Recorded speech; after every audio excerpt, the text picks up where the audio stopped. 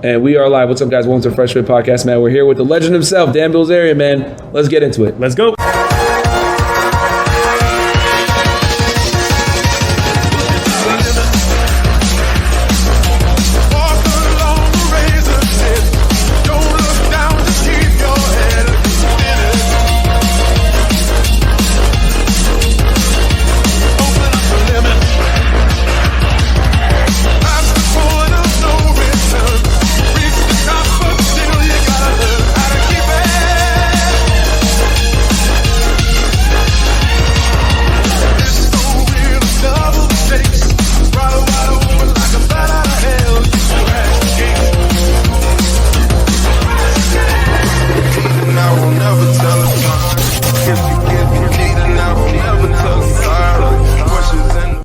So, Dan, welcome to the show, man. We're happy to have you here.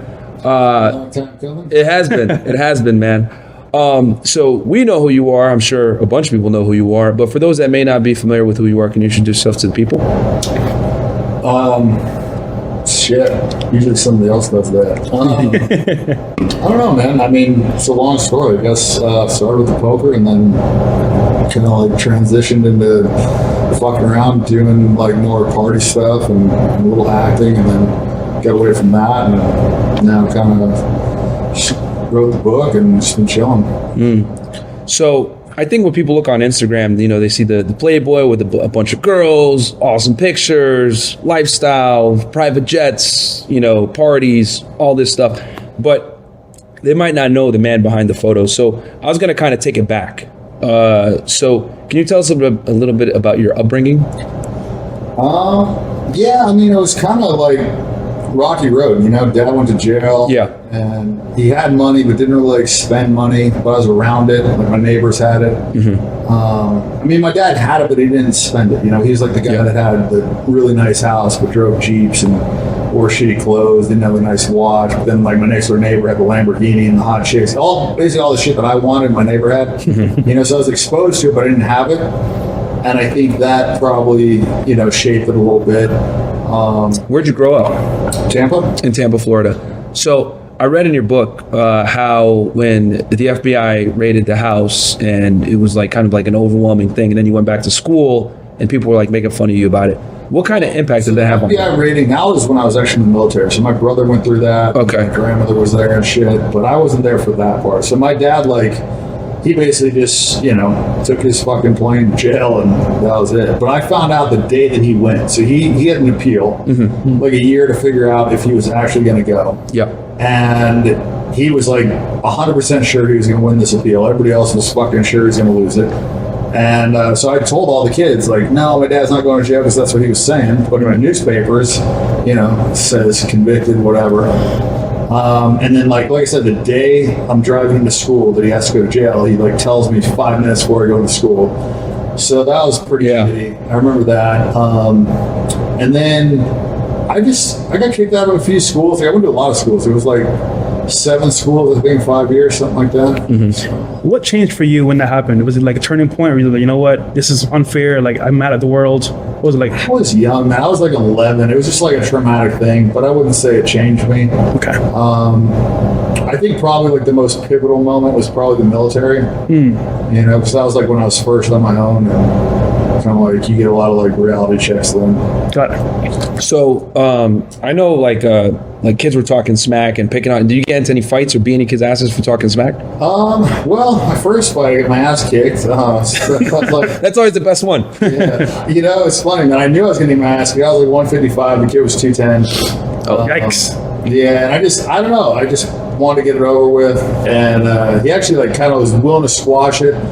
But it was like so hyped up that I was like, oh, fuck it. Like I was like ready to do it. I just want to get it out of the way. And it was funny, man. Like getting hit really doesn't hurt as much as you think it's going to hurt. Yeah. You know, you get like punched in the nose or like you get hit and you're not expecting and your adrenaline's not going and it hurts.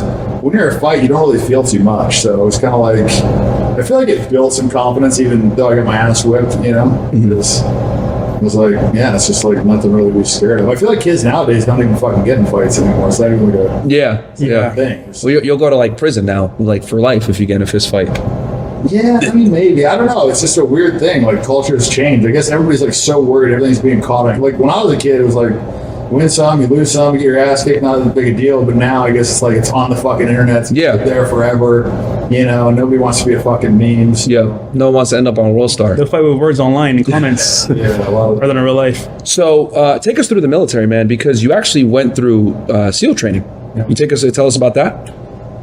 Shit, it's a lot. I basically, it was one day before graduation. They rolled me all the way back to the beginning, did the whole fucking thing again. So I did the total of 510 days of SEAL training. So it was a lot. It was a lot of fucking training. Because you got injured, and then... the first time I got injured, I went through with stress fractures, and I still made it through Hell Week. And then the second time, I was good, but I just I got a safety violation. They rolled me all the way back, did the whole fucking thing, and then they admin dropped me. I didn't think admin dropping was the thing. I didn't think that was like a possible outcome. I was like, you quit, or you like don't pass something, whatever. But I didn't think they could just like kick you out because they didn't like you. So that was kind of a bit of an eye-opening experience. And it's funny, man. At the time, I thought it was like the worst fucking thing ever happened to me. It was like, I'd spent so much of my time doing this. I was so fucking close to taste it. I was like, graduation was a day away. Right? Yeah. Literally the next day, my class graduated. And so that was a hard pill to swallow, man. I think that was like a monkey on my back for a while. Yeah. But at the same time, it kind of like motivated me. I think had I had that accolade, it might have like been a thing where I kind of hung my hat on it. Mm-hmm. So, and then 3/4 of my class died. I think if I would have made it through, it would have been a fucking disaster. I would have missed the poker window.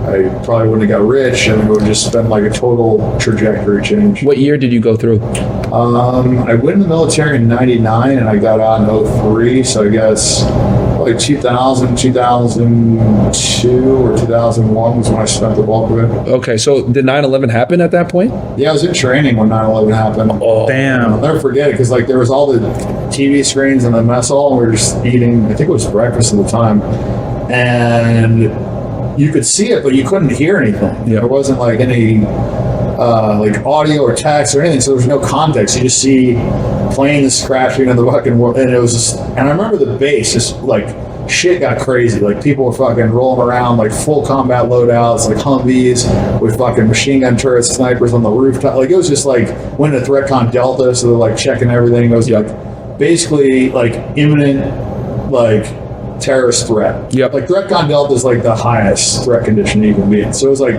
we didn't know what was going on. We were just like, oh shit, like fucking, It was pandemonium back then, I remember. Because it's like, because they didn't know what else was going to happen. The Pentagon was getting hit. Yeah. Buildings were getting hit. No one knew. Exactly. And San Diego is like, I think we have 9 military bases. So it's like prime. And it's the hub for the, Pacific Fleet, right? So that was probably the number one or number 2 target or something. Absolutely. So, it was definitely a bit of a big deal, but we still fucking kept training. I was like crazy. Yeah. How long did it take you to recover after you didn't get put on the make it through the SEAL training? Like mentally? Yeah, mentally. Well, physically, we know that's going to mess you up, but mentally. Yes. It was interesting, man. It was like I had done so much, and for me, it was mostly like to say that I did it. Like I really wanted to just like prove that I did it. Mm-hmm. And so there's like a part of me that was like, well, fuck, I proved that I did it. And I did 510 days. I did 2 Hell Weeks, 2 Winter Hell Weeks. I was 1 day before graduation. Like I did all of the training twice. So I guess like for me, part of me was kind of like burnt out on it, and I felt like I had done it. So I don't know. I was bummed out, but I wasn't as like pissed off as I probably should have been. It's like one of those things where you've just been doing it for so fucking long. You're just kind of like, fuck, what are you gonna do? What are you gonna do? And I had no real recourse. Like, I couldn't appeal it or anything. But it would have been a great feat to like finish and accomplish all the way. Yeah, well, I literally didn't show up and graduate. That was all I had left. So yeah, it would have been nice to get the fucking credit for what I did. But yeah, the fact that they had to give you the admin, boot, that's how it's like, did one of the Superiors? one of the superiors like not like you or something, or what was his issue? Well, I don't think my attitude was probably the best. Like, so the first time I went through, I had stress fractures. I was 18. I'd never run more than 2 miles in my life. So it was, one of those things where I was just, everything was fucking shitty. Like if you're capable of running 10 miles and you go out on a 5-mile conditioning run, it's not that big a deal. But if Yeah. you never ran more than 2 miles and you're already fucking tired and you have stress fractures, you know what I'm saying? And you've been through it before. Yeah. Yeah, well, no, this is the first time. Okay. Yeah, so it's the first time I have stress fractures. I'm fucked up. Like, I'm waking up at 3 a.m., not getting much sleep, you know. So I'm just like the worst of the worst conditions, and I did it. Then it's like the second time I come back and I'm on fucking steroids and I'm fucking healed up, no stress fractures. I'd already done it. I'm 2 years older. I'm stronger. I've been fucking working out and training. It was like, I was like, oh, well, fuck, there's nothing going to stop me. So I guess I was like probably a little bit Cocky? maybe a little bit too cocky about it. And also, I don't know, my attitude was just like, fuck, I've already done this shit. Now I just want to graduate, you know? And like I said, I didn't think that they could kick me out. I thought, like, Damn. I just passed all my shit. And they would fucking beat my, like, I would get beatings and shit, because, you know, whatever. But I didn't give a fuck, because I was actually going to go weightlift after fucking training anyways. I was so out of my mind. Yeah. That, like, to me, it just was totally irrelevant. You want me to do more push-ups? I don't give a fuck. You want me to go get Wednesday? I don't care. Like, none of it bothered me at all. Not even the fucking least. And so I think that part also irritated them a little bit, because, you know, when you're like hazing somebody, if you don't get the reaction, it's not nearly this. That's fun. In Poland, yeah. Yeah. You know, and so like they would want to punish me, but I truly didn't care about. How old were you when you went through? So the first time I was 18. Well, no, I guess I turned 19 in training. Okay. 19. Because I think I had Hell Week. I want to say it was right after my birthday. Okay. So it was like December 7th. I mean, that's my birthday. So I turned 19 in training the first time. And the second time I was like 20 or 21. And man, like a year in the military will give you a lot of maturity, especially like, you know, I was doing physical security, and then I went to Okinawa. So it's like, and I had like, I want to say 6 or 7 months in between where between the time, I don't know, maybe even a year. It was a decent amount of time where I was like training, getting in good shape. I knew what to expect, because this is before the fucking internet, dude. Like nobody had a clear view of exactly what Bud's training is. Like now you go watch it on YouTube, and you literally can see exactly what they're wearing, what they're doing, what the training is like from fucking start to finish. We had no clue. I didn't know what we were going to wear. I didn't know what kind of swim we were doing. Like I practiced swimming for 6 months freestyle. I learned this whole stroke that I never used one time in Bud's. Damn. It's all side stroke with fins. It's like, you know what I mean? So I had no clue. That's how like clueless I was. These young people don't understand like the power of the internet nowadays, and how much of an advantage it'll give you for stuff like that, whether it's government service, the military, whatever it may be. Like you really get a preparation with the internet. Yeah, well, even the fucking steroids. Like I didn't know where I'm shooting this shit. That's like slap, open hand, slap my ass, and just like jam in this huge harpoon needle. It was like I said, it was like you had a book maybe, and there, just no access to information. So kids nowadays, they just grow up so much faster with so much information, and it's just a totally different ballgame. Yeah. So you get out the military. You're what, 22, 23 now at this point, right? 4 years in? Yeah, I got out in 03, so I was 22. Okay. So you get out. What'd you do at that point once you get out the military? Went to UF. Okay. So I did like a summer at University of Florida? Yeah, I did a summer. Seminoles, right? From that? No. Yeah, Gators. My bad. So I did a summer at USF, the one in Tampa. My brother was like in a fraternity. He was a Pike, so I got to pledge there and kind of like go through that whole thing. So when I went to UF, I was like already, in a fraternity. I was 22 years old. I had money from the from the GI Bill, all that. Yep. So I was just good, man. And you could buy booze. Senior for 4 years. Yeah. It was just such a crazy difference. I tell people all the time, like, don't go to college straight out of high school, just because, like, you're 18, like, no girls want to fuck you, no guys want to hang out with you, like, you got no experience, you don't know what you want to do. Yeah. Plus, you're, like, you want to party, and there's all these consequences for doing it. And not that you shouldn't party in college, but, like, if you fuck up and your grades suffer or whatever, that's going to live with you, right? But if you go out and you're in the military and you fuck around, even if you get thrown in the brig or, you know what I mean, whatever, it's like that doesn't live with you. You don't get a grade when you leave the military. Yeah. It's like you're just a veteran. And you learn, and you get like the GI Bill, you get like life experience, you become like a man. Yeah. You basically become a more attractive dude in general. So when you go to college, you're able to like run laps around these other guys. Yeah, no, 100%. So I was like, man, I fucked 14 girls, or 13 or 14 girls my first semester. And that was like more than I think I'd fucked my whole life before that. Yeah. How was it talking to girls back then, you would say?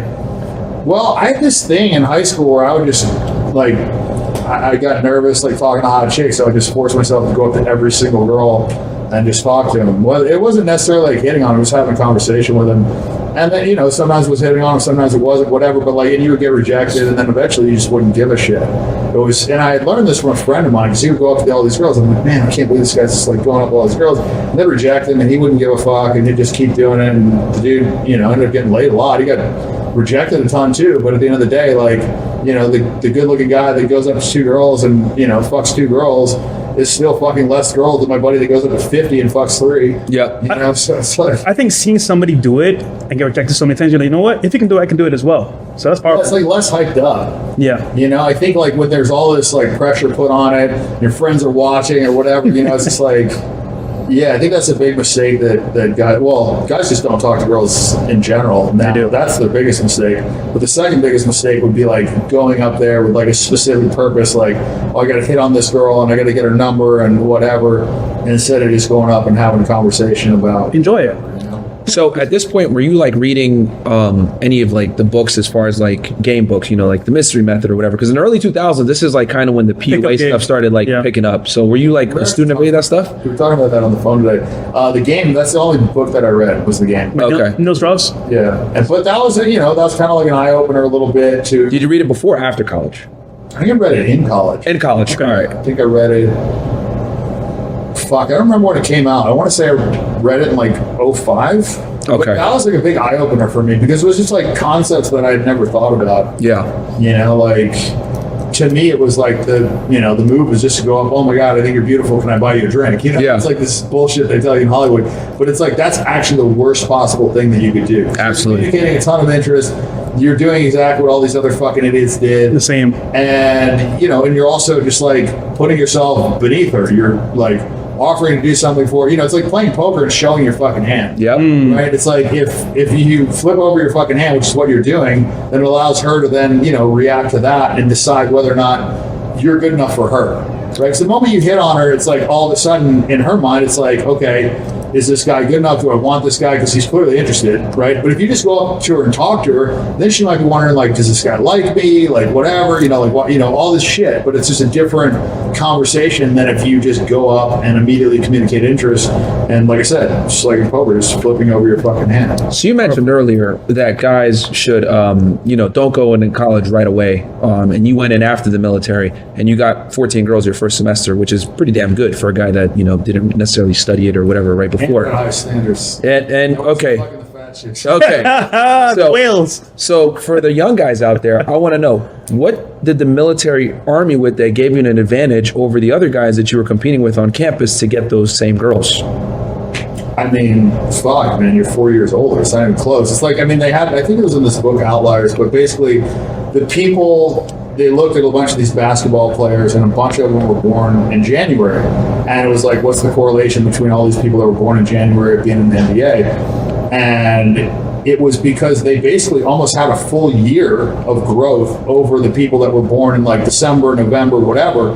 And so they were like a year physically more mature. And so they got more playing time. They were like more likely to be starters. And because they're more likely to be starters, they're more likely to get more coaching. Because they're more likely to get more coaching and start, they'd play more fucking basketball games. The more basketball games they played, the better they became. You know what I'm saying? It was like this whole snowball effect that the other people just like couldn't catch up. Right? And so that's like a similar thing in college, right? If you're going in there and you're 4 years older, then you're going to have 4 more years of fucking experience. You're going to be in better shape. I mean, it's, you know, everybody knows guys mature slower. Yeah. You're not at your fucking peak at 18. So, you know, women are more at their peak at 18 than they are probably at 22.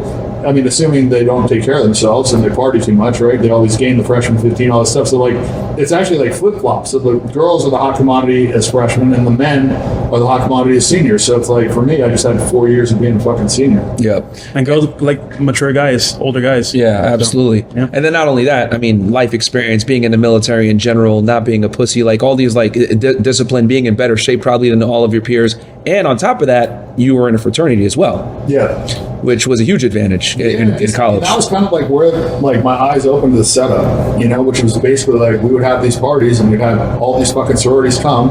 And so now you've got 17 sororities or 15 or whatever the fuck it was in your fraternity. And so there's like 10 girls for every guy. And it's like I would see guys that, you know, like I said in the book, that wouldn't be fucking, you know, able to ever get pussy in San Diego, and they could be just like drooling, half fucking pass out and having a threesome by the end of the night at the fucking frat party because these girls, you know, they had to fight to get laid. Yeah. The more drunk they got, the more they wanted to fucking bang a guy. And, you know, this was before, like, you know, you weren't supposed to have sex with drunk girls, which to me also is, by the way, the craziest fucking thing ever. Yeah. Like, just think about this. Like, when you're drunk, you're responsible for your fucking casino losses. You're responsible if you go and fucking plow into somebody's fucking car, kill somebody. You're responsible if you get into a fight. You're responsible for literally every single fucking action that you do when you're drunk. Yep. Other than fuck somebody. Yeah. What's the one thing that doesn't hurt anybody? Like, what sense is that? Yeah. Like, think about it. Like, you go beat the shit out of somebody, you get into a fight. Like, things that you wouldn't have done ever if you weren't drunk. You don't get to blame alcohol as a scapegoat. No.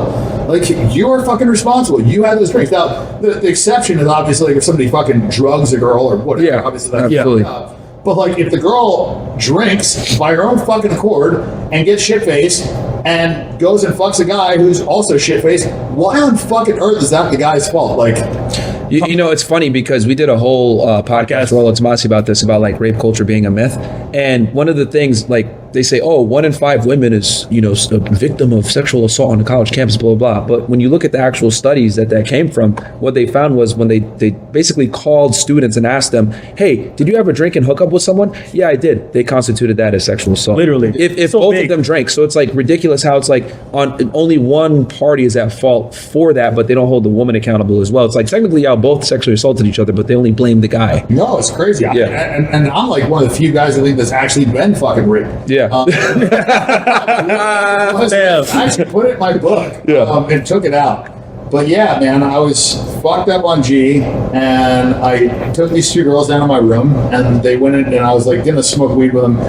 But I was like, I'm probably too fucked up. Like, go in there, and I had this whole like room just full of fucking glass rigs and shit. And I was like, yeah, go in there, smoke. I'll be here. I just laid down in the bed, and just immediately fucking passed out. Yep. And I wake up with no recollection of like where I am, anything, and this chick is on top of me riding me. It's like, you know, my first thought was like, is she hot? So I'm like, yes. I'm like looking up, I'm like, where am I? And then it was like, where am I? Like, what day is it? Like, what? Like, I've never been more confused in my fucking life. And then the thought was like, okay, keep your dick hard. Wait, why am I not wearing a condom? It was like this whole fucked up thought process. But it wasn't until later that I like looked at the security footage and realized like what had happened. Because at the time I just like wake up in the middle of this and it's like, okay, like I'm fucking a hot chick, like I don't know where I am. I'm trying to figure that out. I'm trying to like also fuck her good. You know, it's like all these things going through my mind. And then 30 minutes later, I'm like taking a shower. And I like sit there and I'm like, oh, you know, I don't even know. He was like, oh, you raped me. And she's like, yeah, ha, ha, ha. That's funny, huh? Yeah. And it's interesting because like we're having this conversation and laughing about it, whatever. But like if it was the other way around, it'd be a problem. It'd be a huge problem. And it should be. You know, it should be. Understandably so. But like, it's just funny that it definitely is a double standard. So I watched the footage and like they come out of my glass room. I'm literally snoring. You can hear me on the fucking, like on the audio. Because I had audio too. I had video cameras in all my rooms and audio. And anyways, I'm fucking literally snoring, and the chick starts sucking my dick, and her friend's like sitting there, like, you know, like, oh my god, like, you know, I can't believe this is happening, whatever. And then the chick like is like fucking gets on top of me and starts like fucking me, and her friend is like dying loud, like, I can't believe that you're doing this, whatever. And she like watches for a little bit, and then she leaves, and like I don't know, 10 seconds later I wake up or whatever it was. And then I was like, oh my god, like legitimately. But if the chick was ugly, I think I would have probably pressed charges. But you're lucky. Which is fucked up, you know. And this is actually something I was talking about with my friend the other day. Mm-hmm. You know, all this like inclusivity bullshit and everything we're being fucking pushed on. Like, people don't actually care about inclusivity, because if they fucking did, they would include ugly people, because people get discriminated against more than fucking anybody. I don't give a shit what race, religion, whatever. There's nobody on earth that gets more discriminated against than ugly people. Yeah. Because, and you'll see it when you talk to girls, and they will talk about like somebody that came up and hit it on them, and the only difference between the creepy guy and the guy that just like hit on him or whatever is if the guy's ugly or not. Thank you. Literally the only fucking. Absolutely. They could say the same thing to the girl. And one guy, you're just stop kidding around. You're weird. The next guy, grape, or I'm going to report you to HR.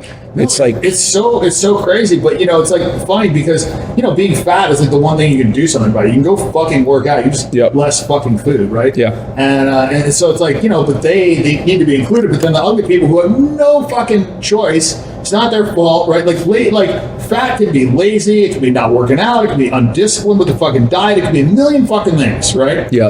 And there's all these fixes for it, and they're all pretty much just like fucking discipline, and it's all going to make you healthier, because being obese is like the number one fucking cause of like heart disease and all these other fucking problems. Right? Diabetes, all of it. Yeah, but like that's encouraged.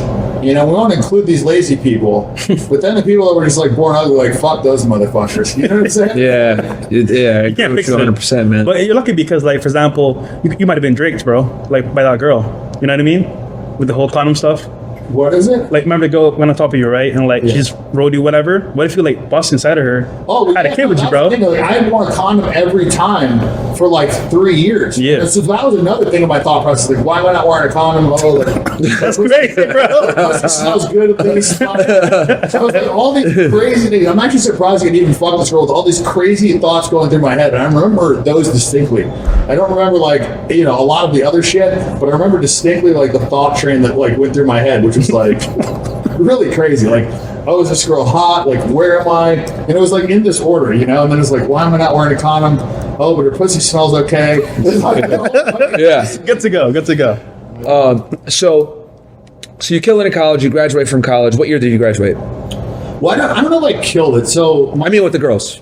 Well, so like my first year was really good, and then I got into gambling, and then things like started actually kind of going downhill. I went broke my sophomore year. Okay. I was like doing shit. Like I had a 4.0 GPA. Like everything was good, and then I got into gambling, and it just like kind of like derailed my fucking life. Can you talk about that a little bit, and then your rise and making all the money that you made gambling? Yeah, I mean, it was just like a shitty time. Like I literally went broke in college, and had to pawn 3 of my guns. And my car was like, I had to take out loans to the car. Like I was like broke. Yeah. Wow. And yeah, from like having a car paid off, having all this fucking money to like go from that to like being busto. So you lost all your GI Bill money, everything. Well, I still had it coming in monthly, but I had to take out a loan on my car. You know what I'm saying? Like I owed some people money. It's just like You had a lot of debt. Yeah, and then like my parents were like, no fucking chance, we're not helping you. My brother's like, How deep in the hole were you?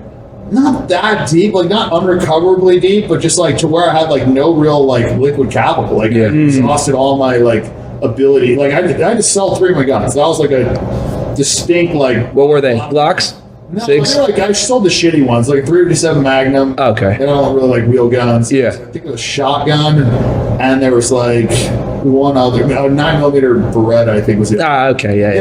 Those guns suck. Yeah, okay. Like, You're good then. Yeah. Which was like, I was like literally like met up with somebody in a fucking parking lot. This is before like Craigslist? Yeah. We're in Miami, so yeah. Yeah, like whatever. But now you got to go to a gun store. You got to have a background check. Yeah. FFL, all this crap. Yeah. Like, if you're gonna do it for like having a new gun, like it's kind of stupid and not. Yeah. But whatever. Anyway, so I had to go through that shit. And then I was like literally on this gambling boat playing like a $500 fucking buy-in game, staying at like a shitty hotel. In Miami or like where were you at? No, this was in St. Pete. Okay. The gambling boat was like, I don't know, 5 miles offshore, whatever, like put it in international waters. So you take a boat to the gambling boat, and then I would play poker for like 16 hours, eating the shitty food, go back to the hotel, with a shitty ass hotel, crash in there. As soon as I woke up, back to the boat. And I did that for like, I don't know, man, like 5 or 7 days, like pretty much a week. And I made 10 grand, and I bought a one-way ticket to Vegas with this other like Asian kid that I was playing with. Yeah. It was like just fucking, it was like rounders. So Yeah. fucking take a shot. And yeah, like lived at Bellagio for 3 weeks, man. I won 187,000. It was just like, Holy wow. it was like, it was a turning point in my life. And I was like, How old were you at this point? this is 05, so I was 24. 25. So you're 24, just made 187K at the Bellagio. Yeah, so I had like... You did it playing poker? Yeah, all Poker. Okay, all poker. All right. Yeah, all live poker. And so it was, so I like came back with literally like a briefcase, 187,000 in cash, and I was just like... What'd you do with that money? I felt like a man. I felt like a drug dealer. And back then, inflation is a bitch. That was probably like maybe $250,000, $300K today. That's a lot. Yeah, definitely worth probably at least double. But yeah, I remember... What'd you buy? I bought a used Range Rover. So I like paid off my Beamer, traded that in. I got a used Range Rover. It was like 40 grand or something. Okay. Sport? No, it was a regular one. Okay. Yeah, and I remember it was like, it had the hydraulic suspension, so I could like parked it on like the stairs and go to my fraternity. Yeah. So then what'd you do after that? Then I was like playing online a little bit, but I had more discipline, and my account was like, everybody had it flagged like, this guy's fucking crazy. I would play on their drunk or on GHB or fucked up, and I would play like... Because the internet's a thing now at this point. Yeah, this was in college. So internet came around, I think, like, 01. Maybe, like, I think while I was in the military. Yeah. But by the time I got it in college, it was, it was a thing. Like, online poker was a thing. Yeah. And so, I was just, fucking playing that. And then there was, like, some local games I was playing. And then I would pop out to Vegas for weekends and then pop down to the Bahamas. And it's like, now I had, like, more of a bankroll. And I was playing, like I said, more discipline. And people would have those tags, like, guy plays crazy, like, call this motherfucker. You know what I mean? Because you could, like, write in whatever you want. Leave a review. Yeah. So I was just known for playing crazy. The thing about back then is there was two types of people. There was the recreational players and there was the pros. And all pros played super tight. It's like they didn't bluff. They were like always showing down like big hands. Like they didn't fuck around. They just like very patient, playing like 8 tables, 9 tables, like only playing premium hands. So like what they could show up with in a hand was like very limited and very capped, right? Like in a raised pot, they probably weren't going to show up with a fucking 6 or 7. So the board was like paired or was like, possible low straight. Like they just like were probably never going to have it. There was just like things that they would do, or they wouldn't re-raise those hands, shit like that. So like they would cap their ranges. And I was just playing, like I said, very aggressively, and that was not really, it's a thing actually now. That's the correct style. But I hadn't like figured it out back then. So I was like playing aggressive. I'd have these big swings, but when I developed self-control, then I was like capable of having these big wins, and I would kind of like, fucking limit my losses more.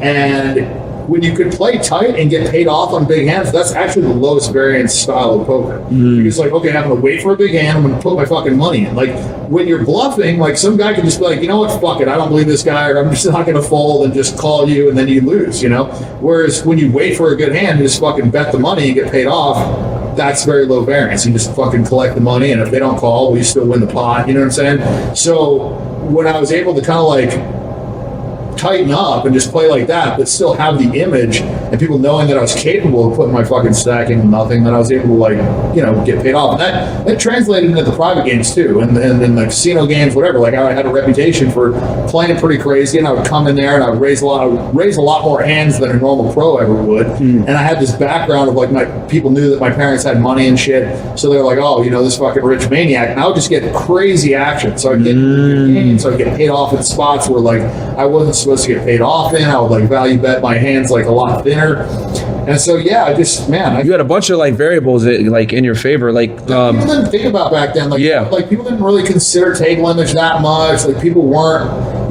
not that I was like doing fucking range distributions and shit back then, but like I'm saying people didn't have that in their mentality, so the game was a lot different. It was a lot easier to exploit. Less structure. What's that? Less structure to deal with. And everybody just wasn't as good. There was no like right way. Like now there's like a fucking exact correct answer for every spot. Back then there wasn't. Yeah. What's the most you ever won in one of those games? In the casino games it was different. In the private games, 12.8 million in one night. Traggy? Shit, man. What's up? So damn. Yeah, that's interesting. So you had an unorthodox way of playing. 7, I think it was. It was 10-8 and 12 cents. Yeah. So you had an unorthodox way of playing. You played very aggressively. People weren't used to it. You were, playing online while also going to Vegas. That was a big thing. Like just doing that alone. Yeah. I would see, like just to give an example, you see, say 20 hands an hour on a regular table. You play 10 hours, 200 hands. Yeah. If you're playing online, you're playing 10 hands or 10 tables, and you're seeing probably 100 hands an hour. hour. So, play 10 hours, you're seeing 10,000 fucking hands. How many days, full days, you have to play in the casino at 200 fucking hands every 10 hours? Just see 10,000 motherfucking hands. So, being that there wasn't like an established right way to play back then, having that volume, like you would see patterns. You were just getting reps. Yeah, you'll see patterns, right? Like in a live game, like there will be so much variance, and like you're such a small sample size that you don't really get punished. You could get lucky in spots and just think that you did the right thing, but really you just got lucky. Yeah. You get totally fucking saved. Whereas online with that volume, you start to like see, you start making the same mistakes multiple times. You start seeing them in the same session. Whereas you're seeing fucking 200 hands a night, you're not going to see the same mistakes in a single session.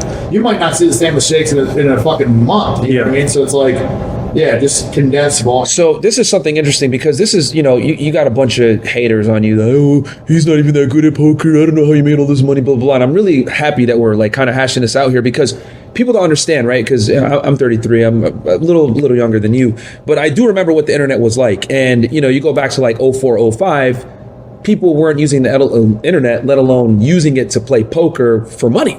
So you had an edge there where you were young enough to like, okay, this is kind of something new. I'm gonna play here, get reps in, and then you're young, so they're gonna underestimate you when you go to play in real life.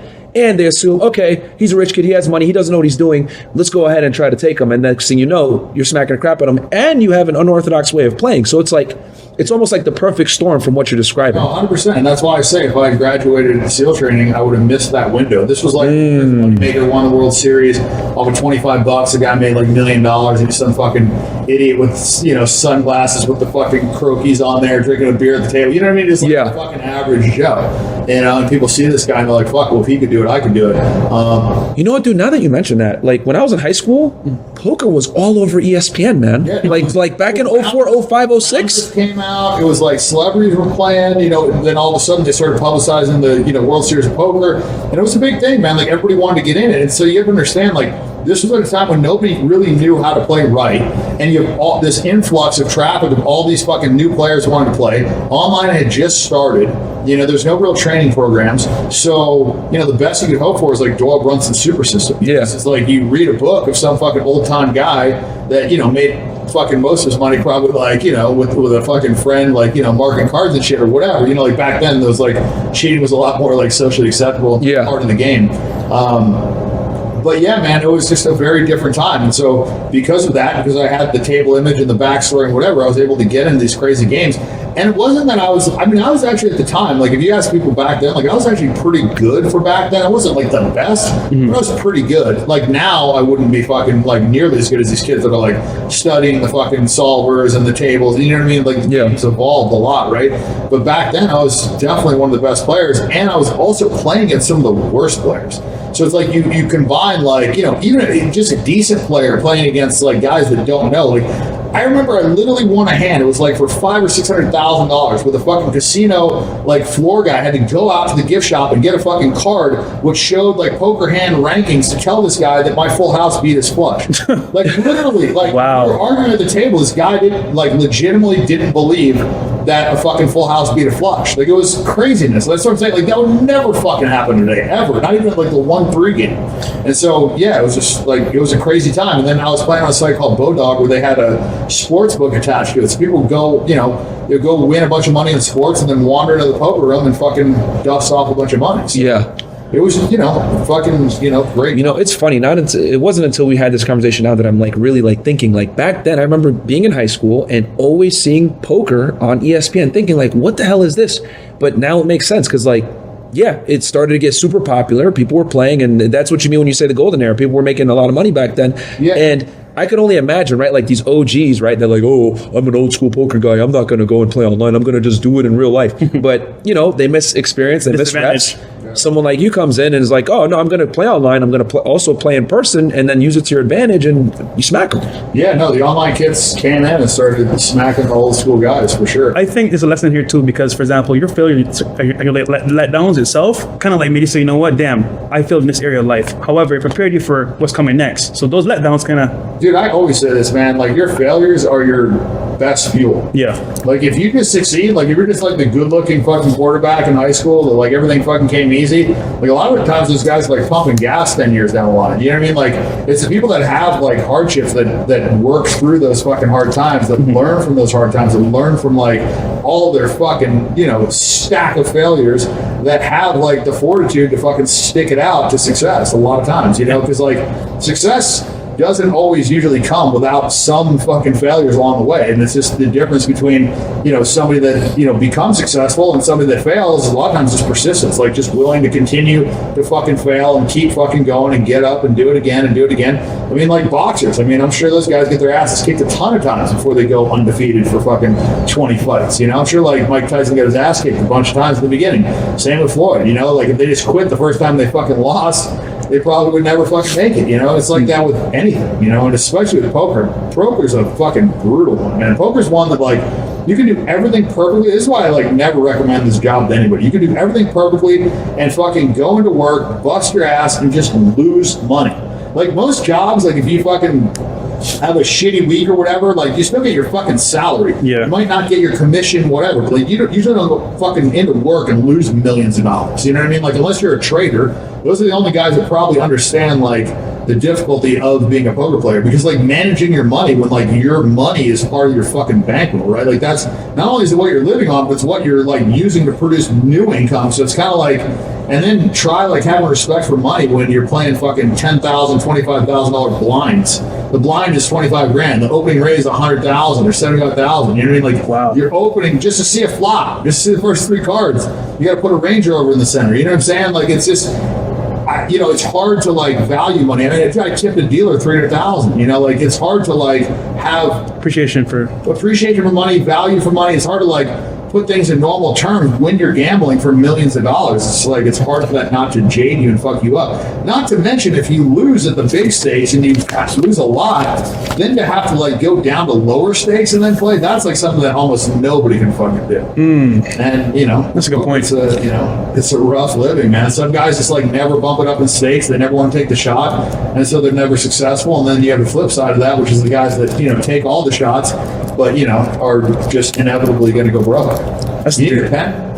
If you have one. Fuck with this 20 minutes like the Dumb and Dumber. No, I mean it's just interesting how to be a good poker player, it's almost like you have to have like a counterintuitive mindset where it's like, okay, I can't respect the money too much because I need to be able to risk it to make more money. But at the same time, I got to have some semblance of what I have, respect the money to a degree so I don't gamble it all away at the same time. It's like a very delicate balance. And mental too. No, it is a balance. Yeah. You have to care about the money to the sense where you're not going to just like dust it off. Exactly. You can't care about it too much because then you're going to show information. It's like, this very like strange balance. And then it also like forces you to meet your emotions, which I think is one of the reasons why it's like hard for me to be happy now, because for like 14 years I had to just like mute like crazy emotions. Like when you're winning millions of dollars or you're losing millions of dollars, you're supposed to have a response, but at a poker table you don't. Like I like force myself not to get happy when I win big pots, and I force myself to not get upset when I fucking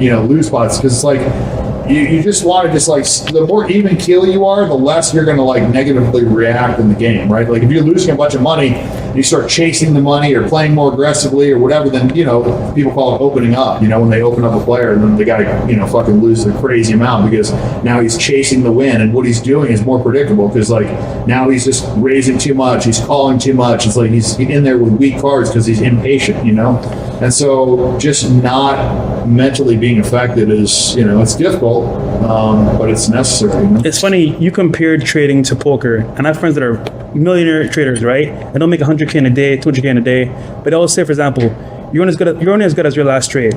Then they always stay like emotionally like mute because they never know what's gonna happen next. So it's a good point. Yeah, I mean that goes for people that don't have funds. Like if you're running a fund and you got 30% free roll on other people's money, then you don't really have the stress. And True. you go to work and lose, but like you're not losing your principal, like you're not losing your like your net worth. Like I got a buddy of mine that he's managing like a $300-400 million fund, and so he'll have like crazy swings, and it'll be swings of his net worth. But it's not like he doesn't know what he has in the bank, right? Like, because when you're a poker player, like your money in the bank could be in play tomorrow if you have a really bad night, right? So it's like it's really hard to budget or even understand like where you're at if you're constantly like gambling. And that happened to me when I was playing for crazy money. It was like, I don't know, I almost wanted to stop because I knew that if I had like a bad night that I could just like unravel and like literally go broke. And you know, when you're worth, you know, a lot of money, it's like the potential to go broke should really never be there. But I just knew myself, and it's like there was not going to be a better spot than playing this billionaire. The problem is you just want to play like a $5 million minimum buy-in to start. You know, that was like the starting buy-in. Right? He always had you covered. So there's like a time I was sitting there with like 18 million. He had you covered. It's just like you could play a $36 million pot. You know, it's like this. Holy. So you've talked about how you had a gambling addiction and how you overcame it. I mean, obviously you were making tens of millions of dollars, you know, playing poker and beating, you know, people that were a lot more experienced than you just by, you know, kind of just being on the cutting edge. How did you overcome it? I mean, I think any good poker player almost has to have a gambling addiction. Yeah. But it's the only gambling addiction that like isn't guaranteed to like end up broke. Like if you have a gambling problem and you play baccarat, you're going to be broke. I don't give a how rich you are, you're going to be broke. If you have a gambling problem and you sports bet, unless you're like the best sports handicapper, you're going to be broke. Like these guys are going to go broke if they have a bad gambling problem. If they have just a regular gambling problem, they're going to just their life. But like if they have a bad one, like because you can always bet more, you can always keep up in the stakes. I mean, I've seen guys betting, you know, $1 million a hand at baccarat. Like you can go up. Even the richest guys can go broke. Like if you got a gambling problem, because look, if every hand, I mean, I'll break it down. Baccarat, you're a 5% dog, so you're betting 100,000 a hand. What's the difference between baccarat and like regular poker for the people that might Baccarat, you're playing against a casino, and you're a 5% dog. There's no counting cards. There's no edge. So every hand that you bet $100,000, statistically, you are supposed to lose $5,000 to the casino. So if you go in there, is that where the phrase "the house always wins" comes from? Yeah. They're gonna win. The casinos weren't built on winners. That's true. Like, you know what I mean? Like, you're not going to win. They're going to kick you out. Like, even if you're a card counter, like they have the eye in the sky. It's going to tell you every time what that card count is. And if it's a positive shoe, if it's like beneficial for the player, and you're in there hammering and winning, they're going to kick you out. Like they're going to kick you off the table. Like, and so yeah, I mean, it's one of those things where poker is the only form of gambling that, I mean, other than maybe like betting on backgammon or something, where like, you know, you can win in the long run. And the beauty of poker is the on the surface simplicity of like how it looks, and the fact that there is so much luck. Well, so much luck. There's enough luck involved in poker where a bad player can win, and that's the key for a good gambling game. Because the bad player never wins, he's not going to keep playing. Right? If he wins here and there, he's going to think, "Oh, I'm getting unlucky," or you know, I played bad the other night, or I played better. You know, it's like it's hard for, you know, a good player to really extract a lot of money if there's not some luck involved. Yeah. If that makes sense. Wow. And you know, it's interesting that you say that, because as you were saying that, to be a good gambler, you almost have to be an addict. And I thought about that for a second, and I was like, you know what? If you look at anyone that's great at what they do, they have to be addicted to it. Obsessed with it. Like Michael Jordan, Kobe Bryant. They were practicing when no one else was practicing. They were addicted to the game. You know, you can't become great unless you're addicted to it. You have to have an obsession for it. And the difference between basketball and poker is the rush with poker. You just always have that rush. Like the ability to win or lose crazy amount of money in a split second, that's a rush that's like hard to describe, and it doesn't come like outside. That's why a lot of like, you know, special forces guys, a lot of like people in high adrenaline fields gravitate towards gambling, is because that's like the one place where they can feel that rush without risking their life. You know what I mean? I mean, they kind of are, like if they're betting, you know, then they're gambling with their net worth or whatever, they're kind of like risking their way of life, you know. And a lot of people end up committing suicide when they go broke from gambling. So I guess like indirectly maybe, but the point is that, you know, it's almost impossible to replicate. Yeah, like that adrenaline. It's like, man, because you can just always up it to whatever your level is. Like you can just keep bet more until you care. And like at some point you're going to care. You know, like billionaires care at, you know, a lot lower increments than you normally think. You know, because in their mind they still remember what it was like to grow up and not have money and that. You know, just like me. When I roll a joint, I don't spill any weed because I just remember when I was a kid that like weed was valuable. It's like in grade, I remember in LA I had pounds of. I had so much. I couldn't smoke this shit if my life depended on it, 20 years to go. And I was like, didn't want to spill any, you know what I mean? But it's like things like that just get ingrained in you. And so, you know, just because a guy's got $1 billion doesn't mean that he doesn't care about, you know, 10,000, or not that he's going to be competitive with it. You know, some guys don't give a but some guys do, you know, so it's like, I don't know what that level is. Like, it just depends on the person, but you can find that threshold. Like, somebody's going to give you action. Like, some casino will take your bets. Speaking of addictions, right? Obviously speaking, is the internet. Social media is a thing. It's not going away. So I'm a big component of using Instagram for success, for dating. I want to hear your take on it. So what do you think for a guy, where does that measure in his, like, I want to say, success level of using Instagram to your advantage? Well, I mean, Instagram, you know, I talked about this in the book a little bit, you know, like, it's just a way to communicate with every girl without texting her, right? You, and do it without, like, perceived effort either. You know, like, when you text a girl, you're texting her, you're communicating with her because you want to talk to her, she knows that you're interested. There's some level of interest. You're not just going to text a girl for no reason. How's your dog? How's your day? Like, you're not going to do that if you don't want to her. Like, how many fat chicks do you text and ask them how their fucking day is? 0. Right? Yeah. They know that. Like, women understand social interactions a lot better than men because they're basically playing poker, but they're seeing your cards. The full hand. Yeah, because when you hit on them, you're showing them your hand. So you would get a lot better at poker if you play with a bunch of showing you their cards the whole time. Well, these bitches have been playing poker since they were like 10. Having guys hit on them since they're 10. Thank you. But the difference is they're having guys hit on them showing their cards. So they're playing poker, seeing everybody's hand from the time they're 10. And now some guy in college decides he wants to try his hand at poker. He hasn't played any poker. He's never seen anybody else's hand. He's got no shot. Yeah. He's playing against a girl who's been seeing hands for 8 years. Like, every asshole's been hitting on this girl. She knows what it looks like for a guy to be interested in her. And then she pre-qualifies that guy and decides if she's interested. She's in the driver's seat. Okay? So when you're in the driver's seat and you know what's going on, you start understanding social interactions a lot better. Right? And so that's what's been happening, you know? And so it's no surprise that females are a lot more like, you know, ready to, you know, like, figure shit out, and they're able to, like, manipulate guys, and, like, they've got the advantage because they've been doing it for a lot longer. That's a good analogy. I think that's something that, because we've talked about that on the podcast too, that, like, by the time a girl's 18, she's pretty much a black belt at, like, deflecting lower status or guys that she's not interested in, Aikido. men. Versus dudes, they're just kind of, like, approaching girls for the first time, like, hey, how are you doing? And it's like the girl can, like, smell the low value and the lack of confidence. Yeah. And then the desperation, the reeks of them. But anyways, to answer your question, so by doing a post, you're communicating, and you can do it subtly, you can do it not so subtly, you can just beat them over the head like I would do with my posts, right? Like, but you're communicating value, you're communicating, like, interest, you're communicating what you're doing. Like, when I say communicating interest, you're, like, communicating these things that are going to make them interested in you. You're not communicating interest to the girl, right? You're just doing a post. You're just saying, hey, I'm in Bora Bora, or, you know, here I am on this boat, or, you know, like, whatever. It's me and this hot girl having dinner. Like, whatever it is that you're posting. I'm not saying to post this thing. I'm just saying everything you post communicates something, right? So you could just post a picture of, you know, your cat. It doesn't look like you're trying hard. It doesn't look like you're trying to anybody, right? But every bitch that's following you sees that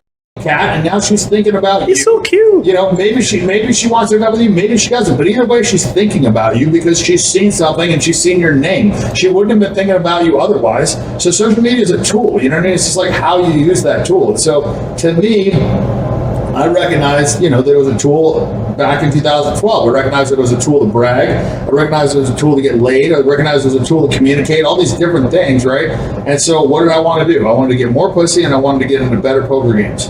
So I was able to, like, show people that I had money, which helped me get into better poker games. And I was able to show people that I was doing cool shit, and that, you know, other girls liked me and whatever, which got me more, and, you know, these things start snowballing and whatever. So it's just kind of like, you know, it is what you use it for, right? And so you can use it, and it's much, much more effective than sending out mass text to every, you know, I think Tate did, like, some podcast where he talked about sending a mass text out. It's like, you know, okay, that's fine, but, like, I think a more effective way, and, you know, if he's girls, then I guess it's different, right? He's already But like, I'm saying, like, with a post, you do a lot more than like directly texting girls, you know, and you get them to text you. And once a girl texts you, it's a different conversation. I'm all about like making the girl chase you. So then you have control. You're in the driver's seat. You can push away. You know, the same girl, the same guy, but because she chased him, she now perceives that she's won. She's gotten what she wanted. Versus a guy, she's like, oh, maybe I shouldn't have him. You know, all these other things, right? Like, so it's just a perception thing, and life is all perception. I mean, it really is. Life comes down to perception. I mean, like, I could take the same guy and give him, you know, let's say you're 16, I give you a Ferrari, and then you turn 22, and I give you a BMW M6. You're going to be, you know, not stoked about the M6. You just came off a brand new badass Ferrari. If I give you a Mustang Cobra, and then 6 years later, I give you that same M6. You're the same guy in the same school. The only thing that changed was your perspective because you had a Ferrari before. It's the same car. You're in the same place. You're 22 years old. Everything is the same, but you're stoked about it on this side, and you're not stoked about it on this side. The only thing that changed was, you know, you had a Ferrari before, so your perception. I want to add this as well. Dan, you know what? I like you so much because you post with intent. So you have a goal in mind before you even post. And most people, what do? Go on social media. Oh, gym selfie, bathroom selfie. Oh, I'm eating food. There's no intent behind it rather than just posting. And I think for a guy, if you want to have business unlock, or for example, girls, post with intent because that leads to results. But with a low perceived effort. I always say that. You know, like when somebody like goes through all these hoops and does all this shit to set up a shot for Instagram, it's clearly a shot that they took for Instagram and they put all this effort into it. I don't think that's cool. You know, like I think it's cool if you're just naturally doing it and you get a shot of it. But I don't think it's cool to like go through all this effort to like show people that you're doing something cool. It's kind of like the difference between bragging about your Lamborghini and a girl just walking into your garage and seeing there's a Lamborghini in there. It's a lot more impressive. You didn't talk about it 20 times before she saw it, you know? So it's like, there's a subtle art to it. I mean, I just, you know, bang people over the head with mine because I had a little bit of a different goal. And I was like, you know, I was looking at it like a video game. I just want to see like how many followers I can get. I score, right? It's like, it's just kind of new shiny toy I want to play with, but like, you know, and obviously like I saw what people would respond to, but I always tried to like keep it organic, and I think that was the reason that I was successful, is because like I just wanted to do cool shit, and I had a camera guy there to try and capture it. Like a lot of times like he wouldn't capture it, and we would just end up doing a bunch of cool shit that nobody ever found out about. And you know, that was fun. That was better to me than redoing it to try and like get the shot, you know. Then like the whole experience. And for me, it was like more about doing a bucket list of like all the experiences that I wanted to do in my life than it was about like showing people I was having a good life. You know, it shifted more towards the end when I started doing Ignite, because then it was like for a brand, it was for a purpose, you know.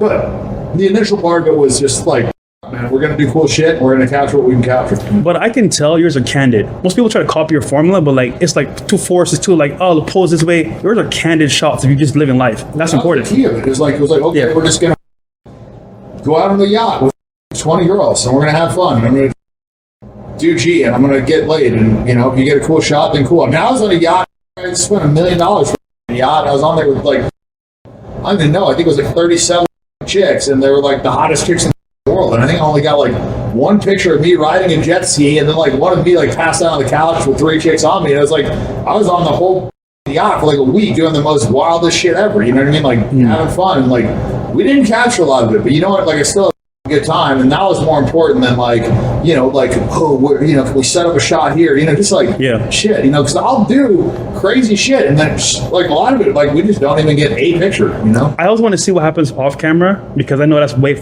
more fun. But I would say this just from my own personal opinion. Like I look at the 2 people on Instagram, you and Andrew Tate. What was it like meeting Andrew Tate? What's it like being him? I'm meeting him. Oh, meeting him. Yeah. Yeah, I was gonna say, I can't tell you that. I only met him once, and you know, he was actually like, you know, honestly, he was exactly how I expected him to be. Very sharp, polite, nice, like, you know, well-spoken, you know, very respectful. And that's how I actually thought he was gonna be.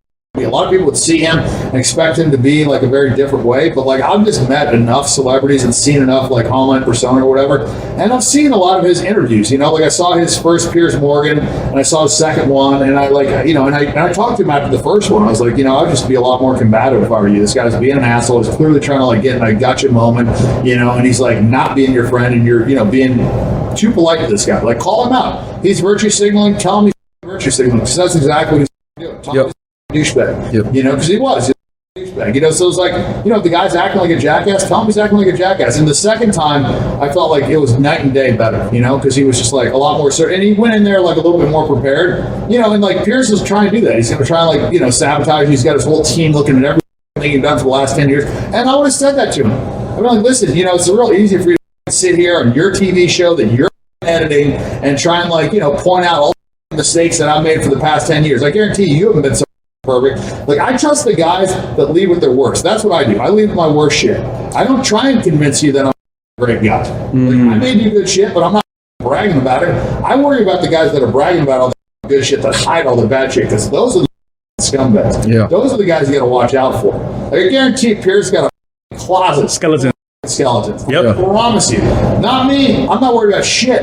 I told you, ask me whatever you want in this interview, and I tell that to everybody. There's no questions that are off limits. There's no subject I'm worried about. I'm going to prepare. Like, I don't care, because I'm just going to tell you the honest answer, and I'm going to think about it, because it is what it is. Like, you know, it's like, we don't have to remember lies. We don't have to come up with some crafty answer. It's just like, okay, like, I haven't been perfect. I'm not trying to say that I was, and I don't think anybody is. Yeah. So the more that you can just kind of own your mistakes and the shitty things about you, the more I'm going to trust you. Yeah, the Pierce Morgan interview, we actually went to London with Andrew when he did it. And I remember after, he was like, you know, I don't know how that interview went and everything. And, you know, and then it came out and I looked at it and it pissed me off a little bit, because I could see he had an agenda. He kept cutting Andrew off. I was like, this is fucking bullshit. But the YouTube comments never lie, man. And they roasted Pierce Morgan for that. And I think Andrew, when it ended, you know, ended up coming out and you can actually watch the full interview, everything, Pierce Morgan, I think, actually made himself look really bad, which is why on the second interview, he toned it back, was a lot more respectful, let him finish the sentences, etc. So, you know, the people aren't stupid. They always see the jump cuts, they see the edits, and they see when you're trying to push an agenda or a virtue signal. So, thankfully. I also think Andrew stood up for himself the second time more. Yeah. Bullies respond better to that. Yeah. You know, a bully gets more and more empowered every time you kind of like dance around something and they feel like they can get you, or, you know, they can just keep cutting you off. You know, that's what Pierce has, like, bully, you know, mentality. It's like, okay, we're going to raise our voice, we're going to cut somebody off, we're going to fucking, you know, stand on this fucking, you know, virtue signaling fucking, you know, hill that we have. It's like, you know, he just does all this shit, right? And so I think he's not going to respect somebody. He's, you know, it's like, he's like a stripper to me. You know, strippers don't have respect for themselves. So when somebody treats a stripper really good, that stripper loses respect for that. Facts. Yeah. You know, so like, but when you call them out and tell them they're a piece of shit, and they think that they're a piece of shit deep down, they'll actually respect you more. And that's why strippers always end up with fucking guys that treat them like shit, because they don't feel like they're that great. So when a guy treats them how they feel like they should be treated, then they respond better. It's kind of bad for the strippers, because you know, it's like kind of a fucking like, you know, recipe for unhappiness. Thank you. Someone else said it. I've always said it. When you treat strippers well, they treat you like crap, because they're not used to guys treating them well, because quite frankly, they know their POSs most of the time. Yeah. It is what it is. I mean, that's the thing, is like, somebody that doesn't think highly of themselves, it's very difficult to treat them well and get a positive result. Yeah. If they don't think they deserve to be treated well, then you're just like, you know, digging yourself a hole. Wasting your time. Yeah, they lose more and more respect for you. It's like, I found this with girls, because for me, it's like, I had all this fucking money. Like, you know, if I could just, you know, hand a girl $10,000 and solve some of the problems that I was dating, like, that's the path of least resistance for me, because the least thing I care about, and it's something that she cares about, and, you know, money isn't going to change my life in any way, shape, or form. I won't even fucking notice it's like a penny falling out of my pocket, right? But like, I found that by doing that, it would actually fucking hurt my relationship with her. That's powerful. Yep. Powerful. Like, I would have to force myself to not do it. Yeah. It's like, here's the problem. We can throw money at it and solve it, right? But like, when I had to be careful with doing that with the wrong girls, because they would actually, like I said, treat you worse because of it. Yeah. Because all the guys that had done that previously were fucking simps and suckers and whatever. So it's like, you know, by doing that, you put yourself into that category, and then you also kind of like, you know, she starts like subconsciously like viewing you as like a guy that, you know, is trying to earn her respect or whatever the fuck ever, you know? Yeah. And it's crazy how like guys don't understand this until they get burned. Like I've always said it, like typically the worst women that like are super promiscuous, terrible people, etc. When you treat them well, they will punish you for it, man. It is what it is. And yeah, and that kind of goes into the whole, can't turn a home to a housewife. Absolutely. The reason for that is because they're broken and their like thought process is wrong. It's not because, they fucked too many guys. That's not a great thing, but like that's not the problem. The problem is their like mentality, which led them to fuck, way too many guys, right? Yeah. Because they didn't have respect for themselves or like whatever it was. Yep. So, you like date damaged people and you're going to get damaged. Yeah, absolutely.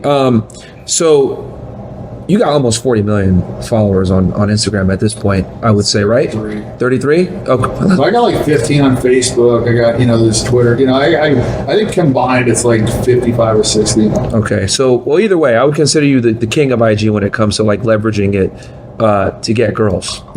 Yeah. Can you? Although I don't know, man. Tiger's used his platform probably as successful as anybody. I swear to God, the motherfuckers had ever been just DM. Yeah, no, he is. As I've heard. I thought it was an Autobot, bro. Yes, but he's like recruit girls for his OnlyFans. But I would say if a guy wanted to, because he's a rapper, right? So he's able to kind of leverage that as well. I had some hit songs, blah blah. I'm not even hating on it. Yeah. But I think like of the people that have leveraged it to get pussy, yeah, he and I probably. Yeah. But here's the thing. I'll give you the edge, and I'll tell you why. Because a regular guy, right, can take your playbook and use it to his advantage, and not have to rely so much on like the rapper status, if that makes sense, right? So what I would say is, why leverage Instagram to get women, and how has it worked for you? Can you explain how you did it?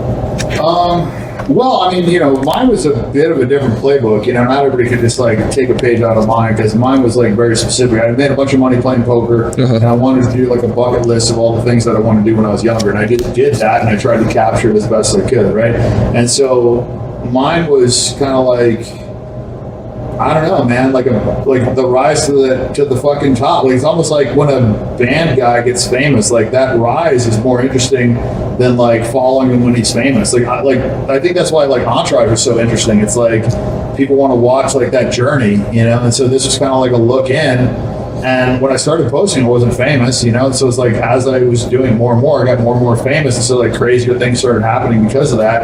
And so it was an interesting ride, and plus I had a fuckload of money, and I was just doing all the things that I wanted to do, and that's pretty rare. Like there's a lot of guys with money that are probably doing wild shit, but they're not like posting about it, or they got a wife, or they got a fucking business, or the CEO, you know what I mean? Like not everybody can just like be out there with their shit. Absolutely. And I just did. So it was kind of like a perfect storm. Like nobody had done that before, and I think people wanted to see it, obviously. And yeah, I think with your progression itself, and then for example, you having the mindset, I don't care what people think about me, that helped a lot too.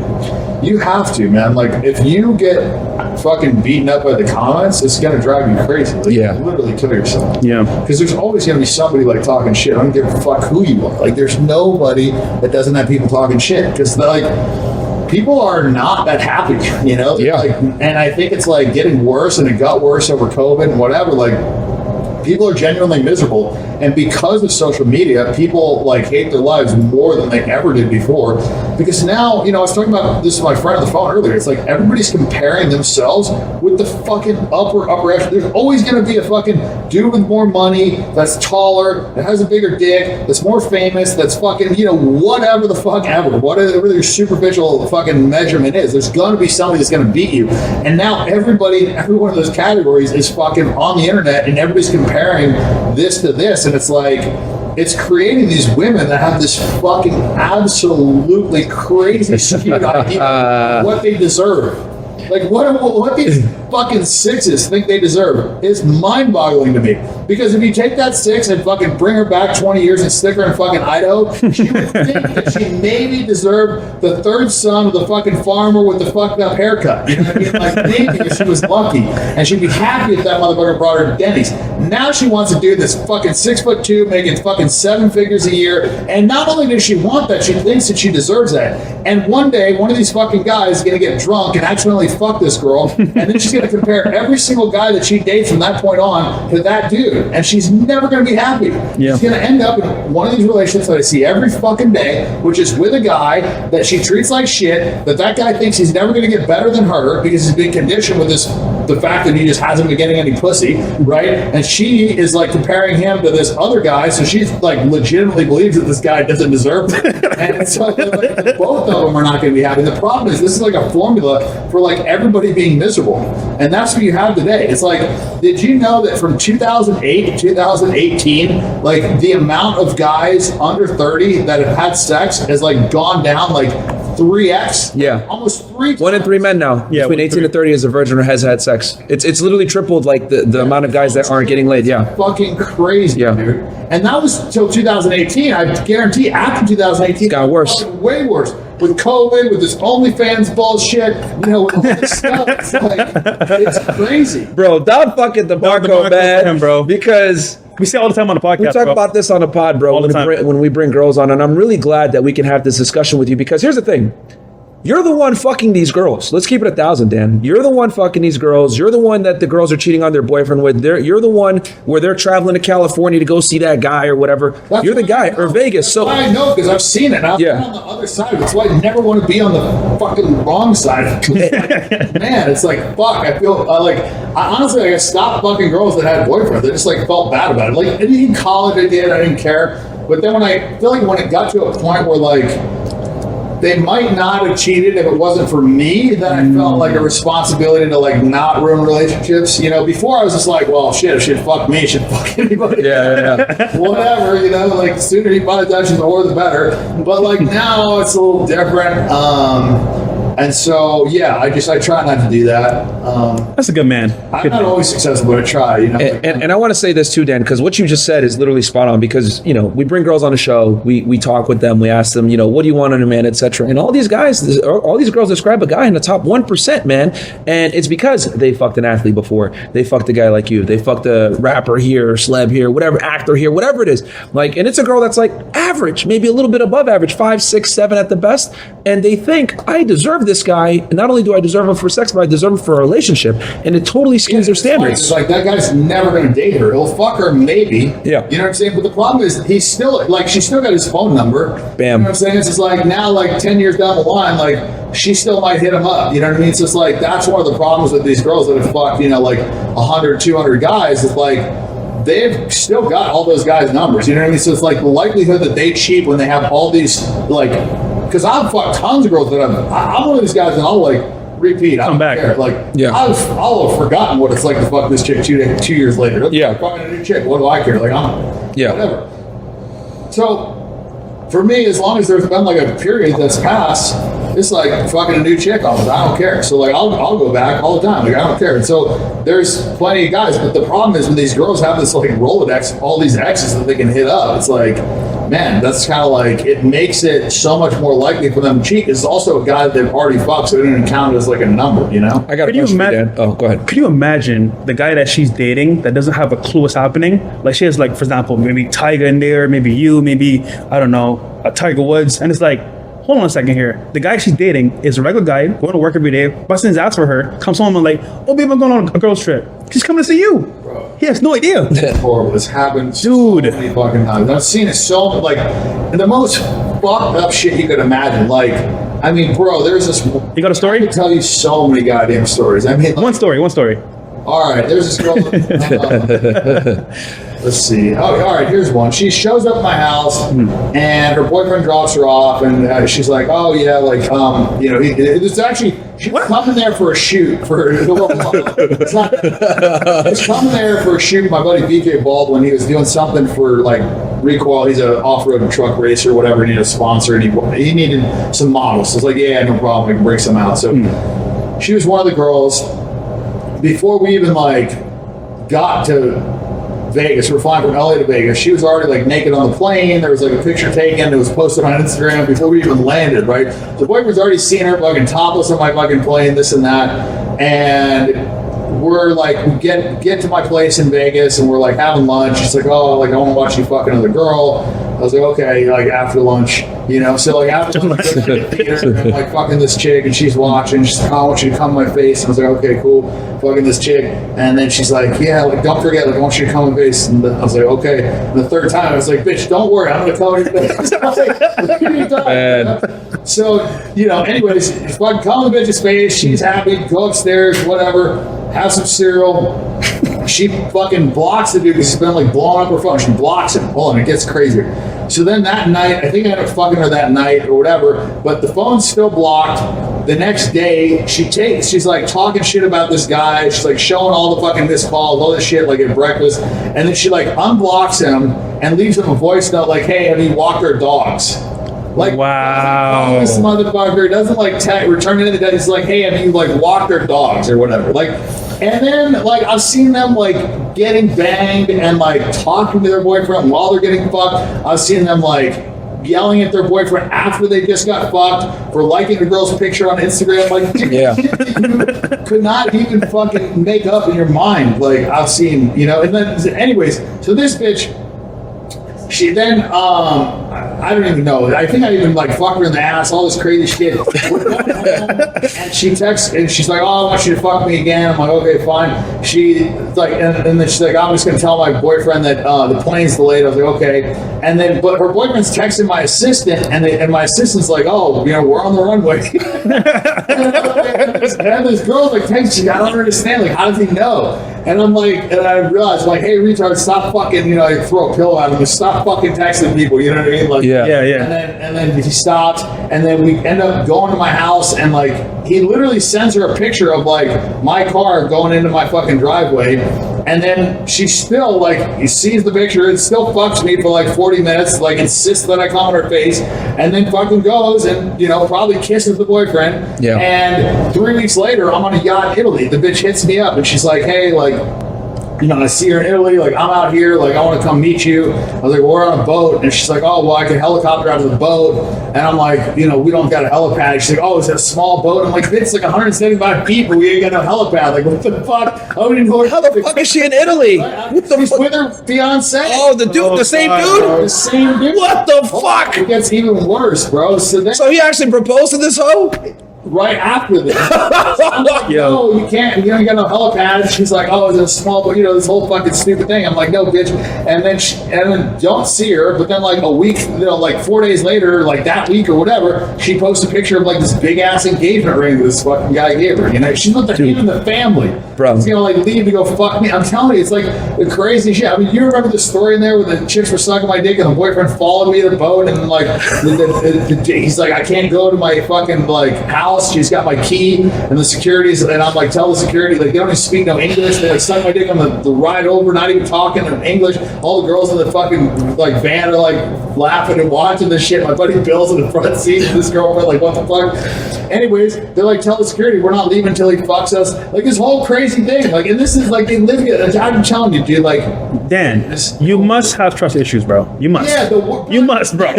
You I have was to. waiting to get a lie detector test yesterday.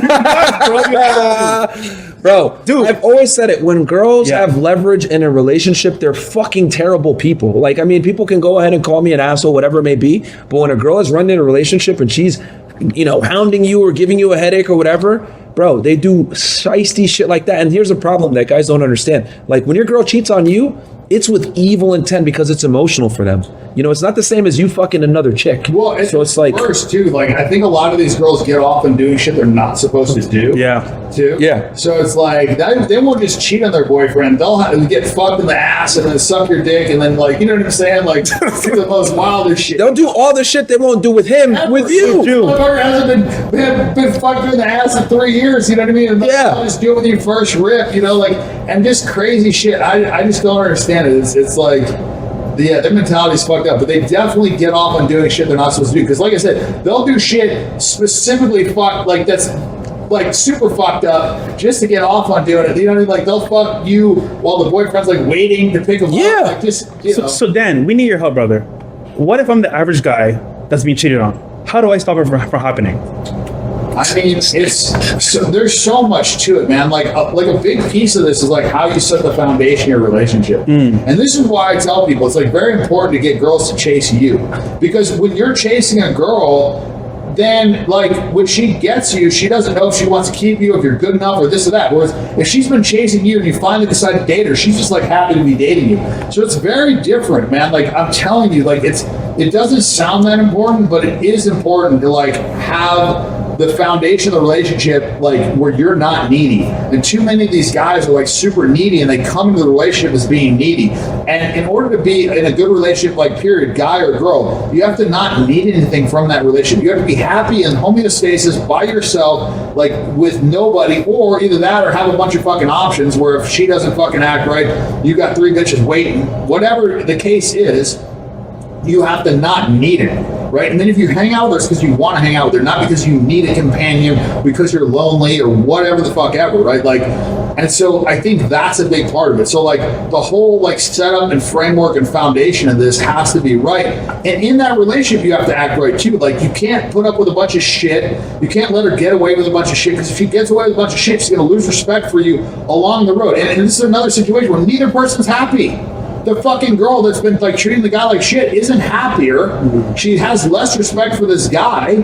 He's taking the shit, like, and neither of them win. It's like a lose-lose. Whereas if the guy stands up for himself, calls the chick out, checks her, she'll respect him, she'll act right, he'll be happier, she'll be happier. So like there's many things where like this can get very derailed early on. And then the problem is you start going down the wrong road early, and the deeper you go down the road, the harder it is to get back to where you're supposed to fucking. And the worse she's going to treat you, and the Well said, evil bro. she's going to Well be. said. I mean, that's a fucking Don DeMarco. Don because DeMarco. I agree with that 1,000%. I mean, and you know, the strategy you just employed, I've said that before. The girl's got to like you more than you like her. And you mentioned something about her chasing you, right? And you setting it up where she chases you because that way she's going to respect you more. Would you say that, because we talked about social media, girls having all these options, girls being fairly delusional of where their value is, etc. Would you say social media has pretty much created an environment where men have to operate this way nowadays with modern day dating and modern day women? I mean, I think social media has perpetuated a lot of the problems. I think it's like granted access like unnecessarily. And because it's granted these girls access to all these different celebrities, now everybody's being compared to these people, right? So it's like creating unrealistic expectations. It's creating an ecosystem that was never there before. And so it's like if you give everybody in the world access to everybody else, then it's like everybody's competing against 8 billion people. Like, you know, I can compete against, 400 people in a small town and be the man, but like, can you compete against fucking like 10 million people in LA? Can you compete against fucking 100 million people? Can you compete against fucking 4 billion people? Like, at what point, like, can you not compete? Because nobody's the best in every single category. Yeah. So no matter who the fuck you are, there's going to be a category that you're lacking in. So if you're being held to that standard, it's like nobody's going to be happy. The girl's not going to be happy with you. You're not going to feel adequate. It's like this, like, just nonsensical thing. And it's like they focus it really like on the body positivity shit. And instead, like, why don't you focus on, because body positivity is like the one thing you can actually do something about. Like almost everybody could have like a top tier physique if they just fucking worked hard enough, but all this other shit, it's like you can't grow taller, like not everybody can be a fucking billionaire, you know what I mean? Like everybody, so whatever these things that they want are, it's like all of this is not achievable. Can you focus on like one thing and get better at it? Yeah, but like, if you're born ugly, like you better get rich, you know what I mean? Yeah. But like, that's what I'm saying. But if she expects good looking and rich and this and that, it's like, and I think that's kind of where it's at, where it's like all the women are chasing a small minority of the men, and most of the guys don't have, the income, the height, the charm, the charisma, the nice Instagram, the blue check, the social status, etc. It's like, I'll say this. I mean, this might be controversial, but I think if a girl has like slept with like 5 or 10 celebrities, like, bro, you probably don't want to take that girl seriously at all. Like, I mean, it especially if you're an average guy, like, it's just not a good look for you. Like, if a girl tells me anything like, oh, I've dated this celeb before, I've dated this guy, I instantly say, yeah, this girl's streets. I'm never going to take her seriously. Dan, I don't know what your thoughts are. Yeah, I've battled with some of them, so I know. Yeah, I mean, it's the whole thing. You know what I mean? Like, fucking, there's a couple of them that fucking really hate my ass guys. Some of their bitches. Dan, if you had to choose between money, status, and let's say, for example, looks, as a guy, what would be the number one thing you would choose out of those 3? Money, status, and looks. If I could choose one, To get girls. If your goal was, if you only had one marker, it's not even close. Yeah. It's not. It's We say the same thing. you say the same shit. It's not. Yeah. It's not even a conversation. Yeah, dude. Bro, look at like fucking, Leo, like all these guys, like, all these categories that these women say they want, everything. And it's like, it doesn't matter. You know what I mean? Like, if Leo's got a 5-inch dick, he's still getting all the pussy. You know what I mean? If Leo's fucking 4'5", he's still getting all the pussy. Like whatever. Like you know what I mean? If you're like famous enough, all that stuff just falls out. I agree with you 1,000%. And also, I saw it because I got different things at different times. Like I got the money first, you know, and well, no, I can't. I mean, I guess like. It depends on how, like, all the different categories. So, like, at first I got into shape. Yeah. Because I wanted to do I wanted to have every fucking advantage I could have. Because I didn't get a lot of pussy when I was in junior high and, like, high school. And I was in jail my senior year, right? So I had this perceived fucking lack that I wanted to make up for. And so I wanted to make sure I checked every motherfucking box. So, like, first thing was getting in good shape. Yep. You know, I finally got to be popular, but then I got thrown in jail. So it's like, you know, it's like little things along the way. But when I put the being in good shape and being popular in college together, it was like, man, fucking all bets were off. And then when we added that to the setup, which was like that ratio was right at our parties. I mean, Well, I'm going to ask you about that next. We'll continue. I don't want to interrupt you. It was absurd, and so and, you know, so I had those things. So, you know, like we got the looks in order, we got the status in order, we got the fucking, you know, setup in order. You know, so it's like, and I saw those, right, and then the money came. And I got rich, right, like, and I got rich in different levels, and so I saw like the varying like just tiers of women. Yeah, money's a tool, right? So Yep. like I saw the different levels of that money, right? Because there's, you know, there's like money, and then there's like real money, and then there's like fuck you money, and then there's like, okay, we can change the world money, right? There's different levels to it. Absolutely. So like for me, it's like, you know, it's just like, I don't, like, if it's not like, you know, 50, 100 million, like I wouldn't even consider that, you know, having money, right? So like, but I'm maybe a fucked up outlier, right? But I've been jaded, so like, everybody's got their own view, but like for me, it's like, fuck, I don't know. I didn't really think that I had money until I hit that threshold. And so when I hit that threshold, I saw how that. We're talking over 100 million right now, just to be specific. Okay, like all right. 50, 100, like those, like where, you know, you can get a jet, like you're never flying commercial, you got a nice house, like all this shit. Yeah. And to be fair, like I was living like I had like 500 million when I had like 50, because I had all the sickest houses. I was renting my house in LA. I was renting this house in San Diego, and I was getting crazy deals. The house in San Diego was like a $20-something million house. The house in LA was probably like $20 million house. Then I had the penthouse in Vegas, which was like the nicest fucking apartment. You know, so I had like the nicest places and the nicest spots. Yeah. I had the Ferraris. I had all the shit. There's nothing more. I bought a plane, right? Fuck. So I had there was nothing else I really could buy other than maybe a yacht. Like if I had $1 billion, I wouldn't have really like had anything different. Like maybe I would have had a bigger. You know what's funny? Andrew said the same thing. Once you hit 20 million or above, you're pretty much in the same locations as the billionaires, etc. It's like it's higher than 20. 50 think it's million. higher? 50 is minimum, because like 50. you can't really get a plane. The plane is a big game changer, especially now with all these fucking shits. So you would say 50 million is at that point where it's like, okay, now it's like you're doing the same shit as all the billionaires, you're in the same areas as them. I think 20 million is you've got everything that you need. Basic needs met. Okay. Like luxury needs met. Like you can have a Ferrari. You're not balling out of control. You're not flying private all the time. You don't have multiple houses. You're not like, you don't have a retirement money, but like you've got like the shit that you want. Basic shit, like, you know, whatever. Every guy wants a Ferrari. Every guy wants a fucking nice watch, right? You got like the basic shit. Yeah. 50 to 100, like I'd say 100, like 50 to 100 is where, okay, now you're flying private, you know, you've got a nice house, you know, but like not much difference between you and a billionaire essentially at that point. I'd say like in the hundreds. There's like I'd say like a couple of 200-300 is not much different than a billionaire at all. Fair enough. Dan, And that's why there's actually an example I like to give. Like when you're playing poker, if you're worth $100 million, and the guy at the table says he'll flip you a coin for that 100 million, and he'll give you $1 billion if you win. He'll give you 10 to 1 on your money. You're not supposed to take that flip, because the difference between 100 and $1 billion isn't that much. Your life's not going to change that much. But the difference between having 100 million and having fucking zero is enormous. Gotcha. Right, so you've got this gap from 0 to 100 million, and you've got like this from 100 million to $1 billion. Good analogy. It's like, okay, bigger plane maybe. Now you own the yacht instead of renting the yacht. Who fucking cares really? Like, you know, like you have an extra vacation home, but you could rent that home for the fucking, you know, like the week in the winter that you want to go skiing. And it's probably better to rent, because then you go where the best snow is. You know what I mean? Like, and then you have to deal with the hassle, and you know, now you have to have a fucking multiple state managers and all the staff and shit. Like sometimes like more money, more problems. Definitely like as you scale. I mean, like eventually when you get like billions, then it's like, okay, you have an entire team that just handles everything. You don't do shit. Yeah. You show up, the plane's fucking ready, you've got fucking 50 people on staff. Like I got 25 people on staff, you know what I mean? But you get fucking more, you know what I mean? Like it's scales, right? And then all of a sudden it's like everything's done. Dan, I wrote this down because this means a lot to me, especially like what I read, for example, the Bible.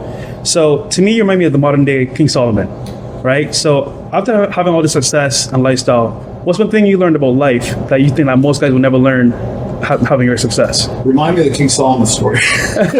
Basically, he's a king that did it very well back in Jerusalem. God's chosen person. He had 1,000 wives. He had everything you could think of: money, buildings, property. He had everything. But he realized in life, it all meant nothing. But what's your take on that? Well, it meant nothing in what sense? I mean, like Because his thing was like, okay, you can have health, you can have money, you can have all this stuff, but like, for example, when you die, what is it worth? But yeah, I mean, we all have the same fucking, grave, right? When you die, it doesn't matter. Like I guess like, your impact on the world matters if you care about that. But listen, if you're fucking dead, you're dead, right? We usually all got the same kind of like, I don't know, whatever it is, 80 years, 70 years, fucking whatever. But to me, the money is valuable in the sense that you don't have to put up with shit from other people. Do whatever the fuck you want. You can have like just a more interesting life. I haven't spent a lot of my life doing shit that I didn't want to do. I mean, I have, but like not compared to like the average guy that has a 9-to-5 that fucking spends 40 hours a week and then fucking, spends another 10 hours commuting and then fucking, whatever, right? He's spent like the bulk of his life doing shit that like doesn't really benefit him or that he doesn't enjoy. Right.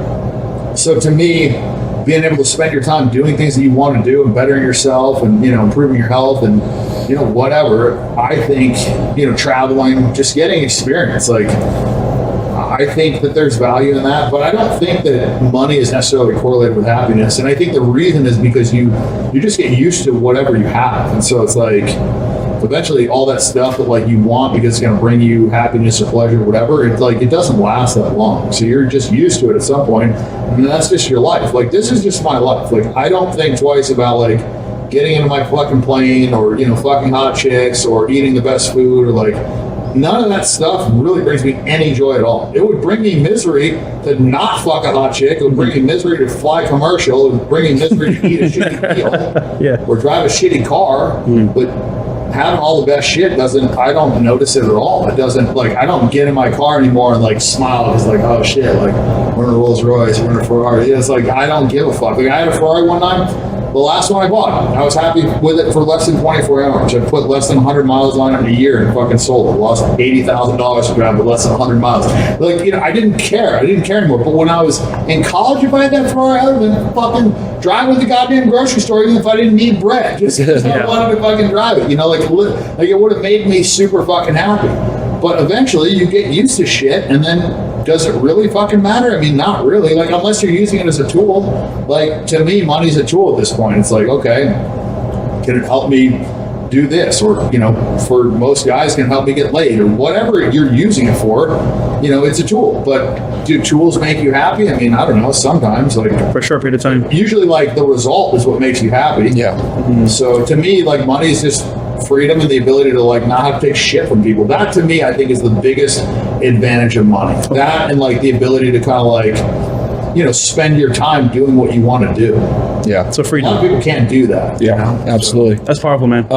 So going back to what you were saying, because we were talking about levels of money and women. So you were talking about we were at the 50M point, and then you said, so you got the money, and then you ended up, and then you started getting the Instagram up, right? That's where you were before. Yeah. So to finish off, the money was a big one. I'd throw parties. The ratio was good. I had poker games. I had all these fucking hot chicks there. Definitely brought in pussy, but like, the fame was a whole different. The fame was the main amplifier. I knew it was going to be strong. I just didn't know it was going to be that strong. Because like I went on tour with System of a Down. Okay. I was good friends with the drummer. Yep. And I'm like, okay, we're in Milan. We're going to get all the fucking pussy. I got the backstage pass. Like, it's all over. It's over for these bitches, right? Like, we're fucking, it's done.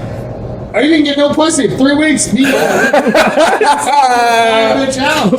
Yo. It's like, what the fuck, man? And like, people didn't really, people at the shows recognized them, but when we were out in the streets, like, yeah, nobody really gave a fuck. And I was so surprised, dude. And then when I went to Europe when I was famous, it was a whole different motherfucking animal. Like, I was fucking chicks in the portalets. Like, it was crazy. Motherfuckers were coming up to me like, see, people see the Instagram thing, like, oh, it's Instagram famous, not real. It's like, dude, I've seen like traditional celebrities, and then I saw the shit that I had, and it was not even fucking close. Like, it was not even close. Like, I mean, the shit that happened and the mayhem that I saw and caused, it was just like, and it was all over the world too. That was the crazy part. Like, 80% of my following is outside the US. So this was like in every fucking country other than Japan and China. Those places, they didn't really give a fuck about me. Like, fucking India, goddamn, like places you wouldn't even fucking think. Like Iceland, like, bro, so everybody knows who the fuck you are. So status is by far the biggest amplifier. And I agree with you 100% on that. You get laid in spots that you wouldn't even try before. Like, that's what I'm saying. Like, I would fuck a chick in a hotel lobby.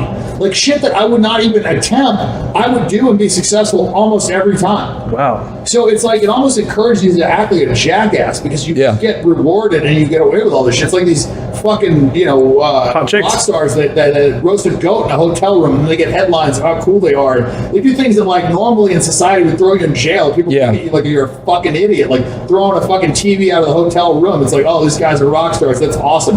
Normal guy does that. It's like, hey, you fucking retard. Like, you're in jail. Like, I heard you pulled it off one time where you slept with a girl and you didn't even say a word to her.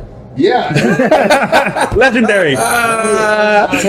Yo, tell us about that, man, because most guys can barely get anything. They gotta talk. They gotta do something. You know what I mean? Guys can spend months talking to a chick. How'd you pull that off? You didn't say a word to this bitch. I didn't care. That's why. Bam. It was 2014, and I had 2 or 3 girls earlier that day, and then other ones waiting. And we were on a yacht. We were in Cannes, and fucking, that was the night I got fucking beaver laid. I mean, it was just like pussy was everywhere. And I just saw this chick, she was looking at me, and I stared back at her, and I was like, you know what, fuck, I wonder if I could fuck this chick without talking. And I was fucked up. You know, when you're fucked up, you try shit that you wouldn't normally try when you're sober. You're fucked up, so you think of an idea, and you're like, I wonder if I could pull this off, right? So it's like, okay. This is gonna be a great story. See if we can pull it off. So I just like went over, grabbed her by the hand, and it's like, they didn't actually, not even a great story. It's just like, it's just funny. Like, I just like, just stared at her for a second, went over there, grabbed her hand, took her upstairs, and we started hooking up in my room, fucked her, and like she said something to me, I think, while we were like taking our clothes off, and I like had to like consciously not. Yeah, you were just like,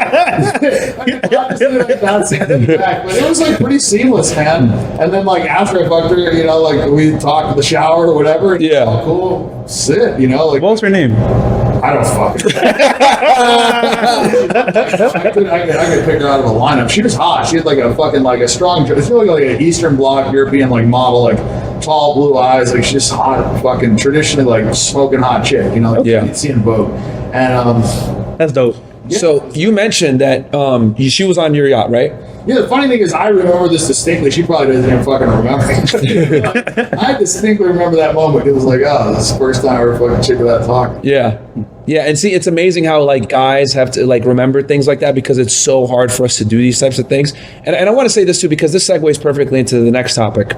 You're known for throwing legendary parties where the ratios are awesome, and you set up things in a situation where pretty much any guy that's there, unless you're a retard, you're going to probably get laid because you just are able to set up a great environment. And I don't think guys understand the importance of logistics. Might be able to. I mean, we had Midget had a threesome. No, I'm saying, okay, even better. The retard can get laid. So no, I'm saying he probably could. No, that's what I'm saying. He could, yeah. Fucking 2 chicks and smoking cigarettes in my living. No, hey, I believe it, man. I believe it. But that's what I'm trying to say is that like the setup is that epic. And my thing is, I've always said it where the setup a lot of the times in the logistics is half the game, right? Oh, it's more than half. Yeah. It's more than half because that's dictating the environment. Yeah. Right? So like the environment is so critical. Yeah. I mean, why would it not be? The environment's probably like 90% of it. If I put you on a deserted island, like you're gonna look pretty good. Yeah. Like you got one arm, you got no money. You're the only dick in town. Like eventually you're gonna look better and better and better to this chick, right? So like that's an environment. Another environment is, a fucking party in Beverly Hills where there's fucking 3,000 other girls that are hotter than you, and now like you're looking at this dude with one arm is like, fuck, this is my only chance for fucking, validation tonight. Like I'm just saying, like depending on the situation, it's going to depend on how people act, right? Like if they're, and I'll give you an example. We were on a vacation and like the hottest chick in the fucking group was like got butt naked and started fucking like I don't know, she got butt naked, jumped in the jacuzzi, and then came back in and started doing shots, and all of a sudden every chick in the fucking house was naked doing shots and this and that. And then I've been on other trips where like the hottest chick was like a fucking prude and acted like she was too good, and then all of a sudden all the rest of the chicks were way fucking more boring. You know what I mean? Like, Yeah. So Women are followers. Environment's huge. Well, people in general Yeah. are followers. So environment's very big. So, because one thing I like that you do is that you really show off the importance of social proof, pre-selection, and having other women around and creating a really fun environment. And also, I've talked about this so much, how when the ratio where there's a lot of girls and not as many guys, that changes things drastically, because the girls now have to fight for the men, and when the women have to fight for the men, it's better for everybody. But when it's the other way around and it's a sausage fest, there's a bunch of dudes and not that many girls, the girls start to think that they're more special than they really are, and there's nothing worse than a pompous woman. Can you speak to that? Why ratio is so important, social proof, all these things? It's funny, man, because like one situation results in like all the guys getting laid, and then the other situation results in nobody getting laid. Mm-hmm. So yeah, I mean, it's women are the gatekeepers, and people a lot of times forget about that. They talk about like, oh, it's the same if a girl's fuck 10 guys and a guy's fuck 10 girls. It's like, no, dummy, it's not the fucking same. Like, for women, you have the opportunity any night, any day to go out and get laid almost fucking with impunity. Like, have your pick. Right? Yep. Like, because most guys, hot chick comes up to them, even a decent chick, it's like, oh, she's like, hey, can I suck your dick in the bathroom? It's like, okay. Yeah. You go up to a fucking like a hot chick and be like, hey, can I eat your pussy in the bathroom? Almost out equivalent to be fucking dumb. So it's completely different. Yeah. And like, it's one of those things where, because they have the power, then they have the responsibility of like their actions. You know what I mean? It's like, it would be the equivalent of me beating up a guy that's 450 pounds. Yeah. That would be pretty impressive. But if I went up and beat up a little kid, it wouldn't be very impressive. Good analogy. It's fucking easy. Yep. Okay, so like for me to beat up a 450 pound guy would be the equivalent of me fucking a 10. For me to go fucking beat up a fucking 6-year-old would be the equivalent of a girl getting laid. Exactly. And girls try to equate the two, which always like bamboozles me. Like, look at all you guys in my DMs. Look at all this attention I get. I'm like, that doesn't count. Like, it's not the same at all. Like, women don't earn their value. Men have to earn their value, and guys still have to do all these things. And the funny part is that I've always noticed, like, if you throw a sick party, right, and you do all these things, and you make things happen, whatever, like, girls have no appreciation for that. They don't even understand what it takes for a man to be attractive, to have that fun environment. They just show up. And the funny part is, like, let's say they had a bad time because they were being a raging bitch or whatever, but the party was fun. They're not going to look and be like, damn, I was being a raging bitch. Maybe I should have, like, they're going to be like, oh, that party sucked, even though it was sick. Yeah, women don't have much accountability, Well, No, that's facts. It comes from being hot, Like, if a girl's hot, she's just had doors open for the whole time, right? Her whole life. And it's like, if she acts like a fucking idiot, there's always going to be a guy that's going to put up with her shit and buy her dinner. So facts. They just don't have to learn. And so for that reason, and that reason alone, I actually prefer a girl that became hot later. Because the ones that have always been hot, I equate to like the high school, fucking quarterback guy that's pumping gas. It's like, he had it easy, he never had to work for anything, so he never like really developed a work ethic. And same thing with the chick. Like, they never really had to like develop a good work. That's why like a lot of times the hottest chicks that I fucked were the worst in bed. They never had to like hone their skills or fucking put out like, it's like Starfish. Yeah. Yep. I mean, not always, but like, a lot of times, like, give you a surprise. Dude, no, I agree. Cause I've said that a million times on the pod, and people think I'm crazy. I'm like, yo, dude, the hottest chicks a lot of times suck in bed, bro. They don't do shit. They're useless. It's like the baddest chicks are useless. They don't ever learn. That's the thing, because there's always people that are willing to like fucking cater to them. Yeah. If so they don't really have like any like negative feedback. Yeah, it's like they'll sit there and they'll tell you like, oh, my billionaire ex-boyfriend did like, get the fuck out of my house, bitch. Like, it's crazy. Like, I've said it before. Hot girls are useless because a lot of the time they've never had to be useful. Yeah, that's just what it comes down. And if you won't do it, someone else will. So it's like, okay. Yeah, you can't tell them anything. So it's like, I think if you're gonna wife a girl, and I want to get your take on this too. If you're gonna have like a long-term partner, you're probably better off not dating a chick that's like a 9 or a 10, that's like blue check on Instagram, dated, you know, celebs or whatever. You probably want to get a girl that's a little bit more under the radar, maybe a 6, 7, 8, maybe at the best level. And that's probably the girl that not too many people know about. That's the girl you probably want to wife versus a girl that's like all over the place. What's your thoughts on that? Yeah, I mean, I think a big part of it's trust. You know, I think that's like the number one thing going in. Like, you cannot date a girl that you don't trust. That is going to be a fucking nightmare regardless. So trust has to be there, and like unequivocal trust too. Like, that has to be, because it's not a natural thing. Most girls are liars. Most guys are liars. Like, it's not a normal thing. Yeah. Less guys than girls, but like I would say like 90-something% of women are liars because it's just easy, right? And they've been doing it their whole life.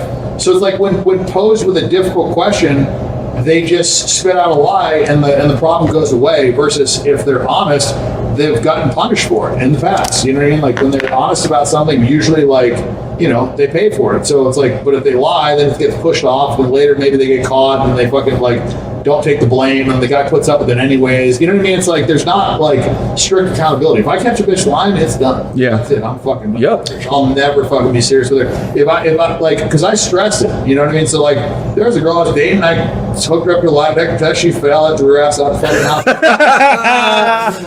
That's how it's got to be, man. And here's the ones that you have to be fucking very wary of. And I go after this. Yeah. Be wary of the person that never gives you any fucking bad news. Everybody's done bad shit.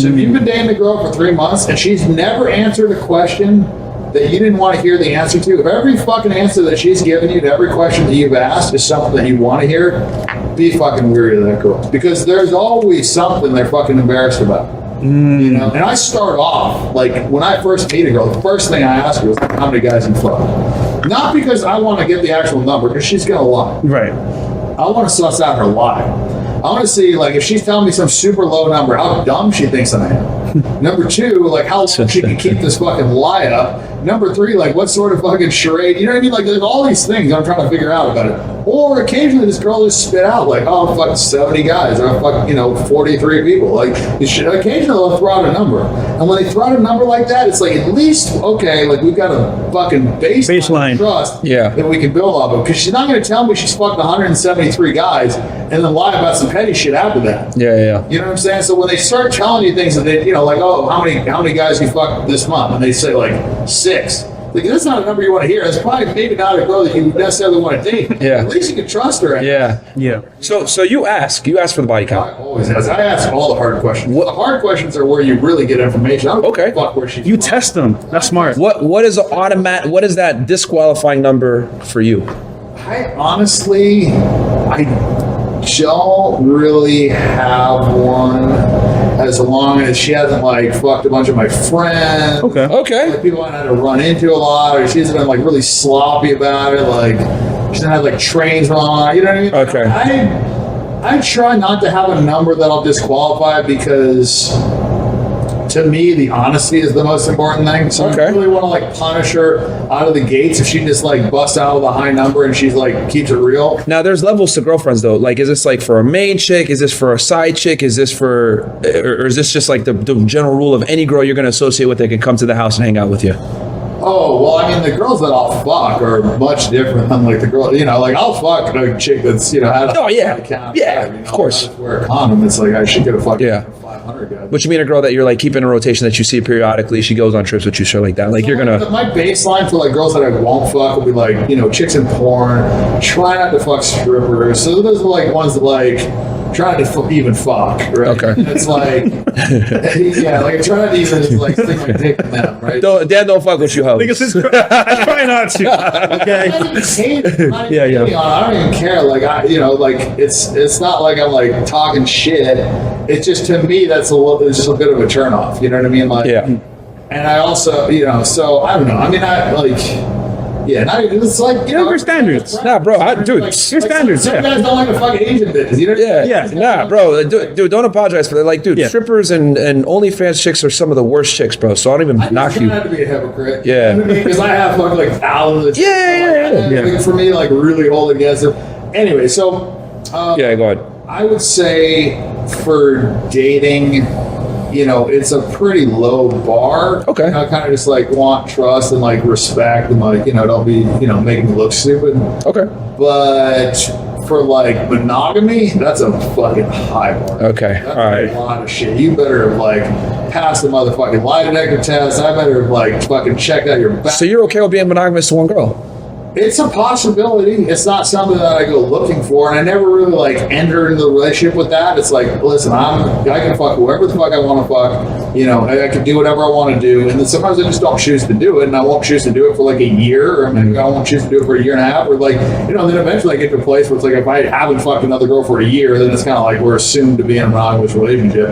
Probably not going to just go like haul off and fuck some bartender randomly. You know what I mean? So it's like I get to a certain place, and then it's like, to me, it's more important to not like hurt the girl's feelings than it is to go get some straight pussy. Okay. But it's your choice. Yeah, I like how it's like your choice. Yeah. And the other thing too that I really respect about you, and I adopt this as well, is I'm very honest with girls too. Like for me personally, I'm never going to be monogamous. And I tell girls that you're always going to have to share me. That's just how it is, That's a good way to start anyway. Yeah. You know what I mean? If you decide to choose that you just don't want to fuck any other girls, then then now you're making a sacrifice. You know what I'm saying? Like you're showing this girl that you really, really fucking, feel differently about her, whatever. But like, if that's an expectation, then it's something that's like unnecessarily taken for granted. Because like monogamy is not something that should be expected out of a fucking like, elite guy. It should not be, because it's not a normal thing, right? If it ends up there, then it ends up there. But that's like the highest thing. No guy wants to be monogamous. Me and you both know that, Dan. Like, come on. It's not really a realistic thing. Yeah. You know what I mean? But like, I don't know, man. Like, fucking strange shit happens. Like in my life, I will say, like every like 5 to 10 years, like I wouldn't have predicted that I would have been here. 20 years ago, I wouldn't have. So there's like a lot of things. You never know. Yeah, you never really fucking know. So I don't really say no to anything other than like I probably would never get married because there's really just like hardly any upside there. Facts. We agree. You can have kids, but like to me, here's the thing that I've seen about marriage. And this, I really got to end on this one. Yeah. Is I feel like it traps people. You know what I mean? I feel like it fucks up more relationships than it helps, because there's always going to be somebody in there that wants it more, right? And so it's like when you trap the person that doesn't want it as much, they really feel trapped. And then the person that's been like really busting their ass to make the relationship work feels like they can fucking not do as much, and then that makes the other person, you know what I mean? It's like this whole cycle, and these snowball effects can go in both directions, right? Like you can get more attracted to somebody, your relationship can improve and all this stuff, but like when it starts deteriorating and you're trapped, it really goes fucking like haywire fast, right? Like, because when like the other person starts acting bad and you feel fucking trapped, and you know what I mean? It's like the spiral. It gets like exponentially worse. Because like if somebody starts acting shitty in a relationship and you're in it and you're not married, just fucking take a walk or go fuck somebody else. But like, just don't hang out with them as much. When you're married, then you gotta ask the government for permission. You gotta bring lawyers in. It's this whole fucking process. Yep. Right? Girls incentivized to take your money, all this shit. All this shit. And that's the last thing I want to touch on is like when you end up breaking up or getting divorced or whatever, like my buddy, he had no prenup. And so he just gave his girl, he had a prenup that basically said that she got nothing. Okay. So like, sorry, I misspoke. He had a prenup that said she got nothing. Okay. And he ended up giving her, millions of dollars and all this shit. And so she went from, she would have expected half to now being very appreciative of a lot less. And the only difference was, he specifically said, you get nothing. So they went into the agreement, her expecting nothing. And that's another thing, is like expectations. Yeah. You set them low and then you fucking over deliver as opposed to like the other way around. Yep. Well said. I got one last question for you, Dan. Obviously, very successful with women. You understand the game. What precautions do you take to protect yourself? Obviously, you have money, you have status. Women are clout chasers. False allegations are real. We see what's going on with our brother Andrew here and Tristan. It's a real thing nowadays. How do you protect yourself? Cameras in every bedroom. Bam. So, that with the audio. And then... NDAs? Yeah, I have NDAs, but they don't really protect you. Some chick wants to accuse you. And the girls know you're recording everything, I'm assuming. Yeah. Yep. So it's like, and I also have a very different approach to these women because I want women to come to me. Yeah. I'm not chasing them. So the moment they say no, or the moment they're not into it, it's like, Kick them out, right? Yeah. Not even like in a mad way. It's like, oh, you don't want to fuck out. It's not like never begging, never like, oh, come on, baby. None of that bullshit. Right. If a chick ever says no, she doesn't really want to fuck me, I got a bunch that do. I don't care. Like, and I don't want to have sex with a chick that doesn't really want to fuck me. Exactly. So because of that dynamic, I always go into it with that dynamic. It's like, if I even sense that the chick's not super into it, I'm done. You can leave. Fucking, like, it stops cold right then. It's like, if she doesn't suck my dick, I'm done. Like, it's just like, that's just my preference. No, that's how it's got to be, dude. And I agree with you. I kick girls out my spot too when they don't want to hook up. I'm just like, okay, you can leave, because it's like, and it's amazing how sometimes they'll play that game and be like, oh well, no, let me hang out longer. And you're like, no, you say you don't want to do it, and it's like almost like a game to them. They want to try to leverage sex against you, and then when you're like, no, you got to leave, and they're like, no, I want to stay. It's crazy, bro. You can't start going down that road. Yeah. No, I tell them to get out anyway. It is what it is. Yeah. So Dan, this was a fire interview, brother. I appreciate it a lot. We both do. What's next for you, and where can they find you? Yep. Where can you find? What do you mean? Like, In terms of Your social media handles, website, projects coming up. that's my name, Dan Bilzerian. I don't know. I feel like we need to figure out a problem of like these guys just not being able to get laid, and the fact that like 1% of guys are fucking all the girls.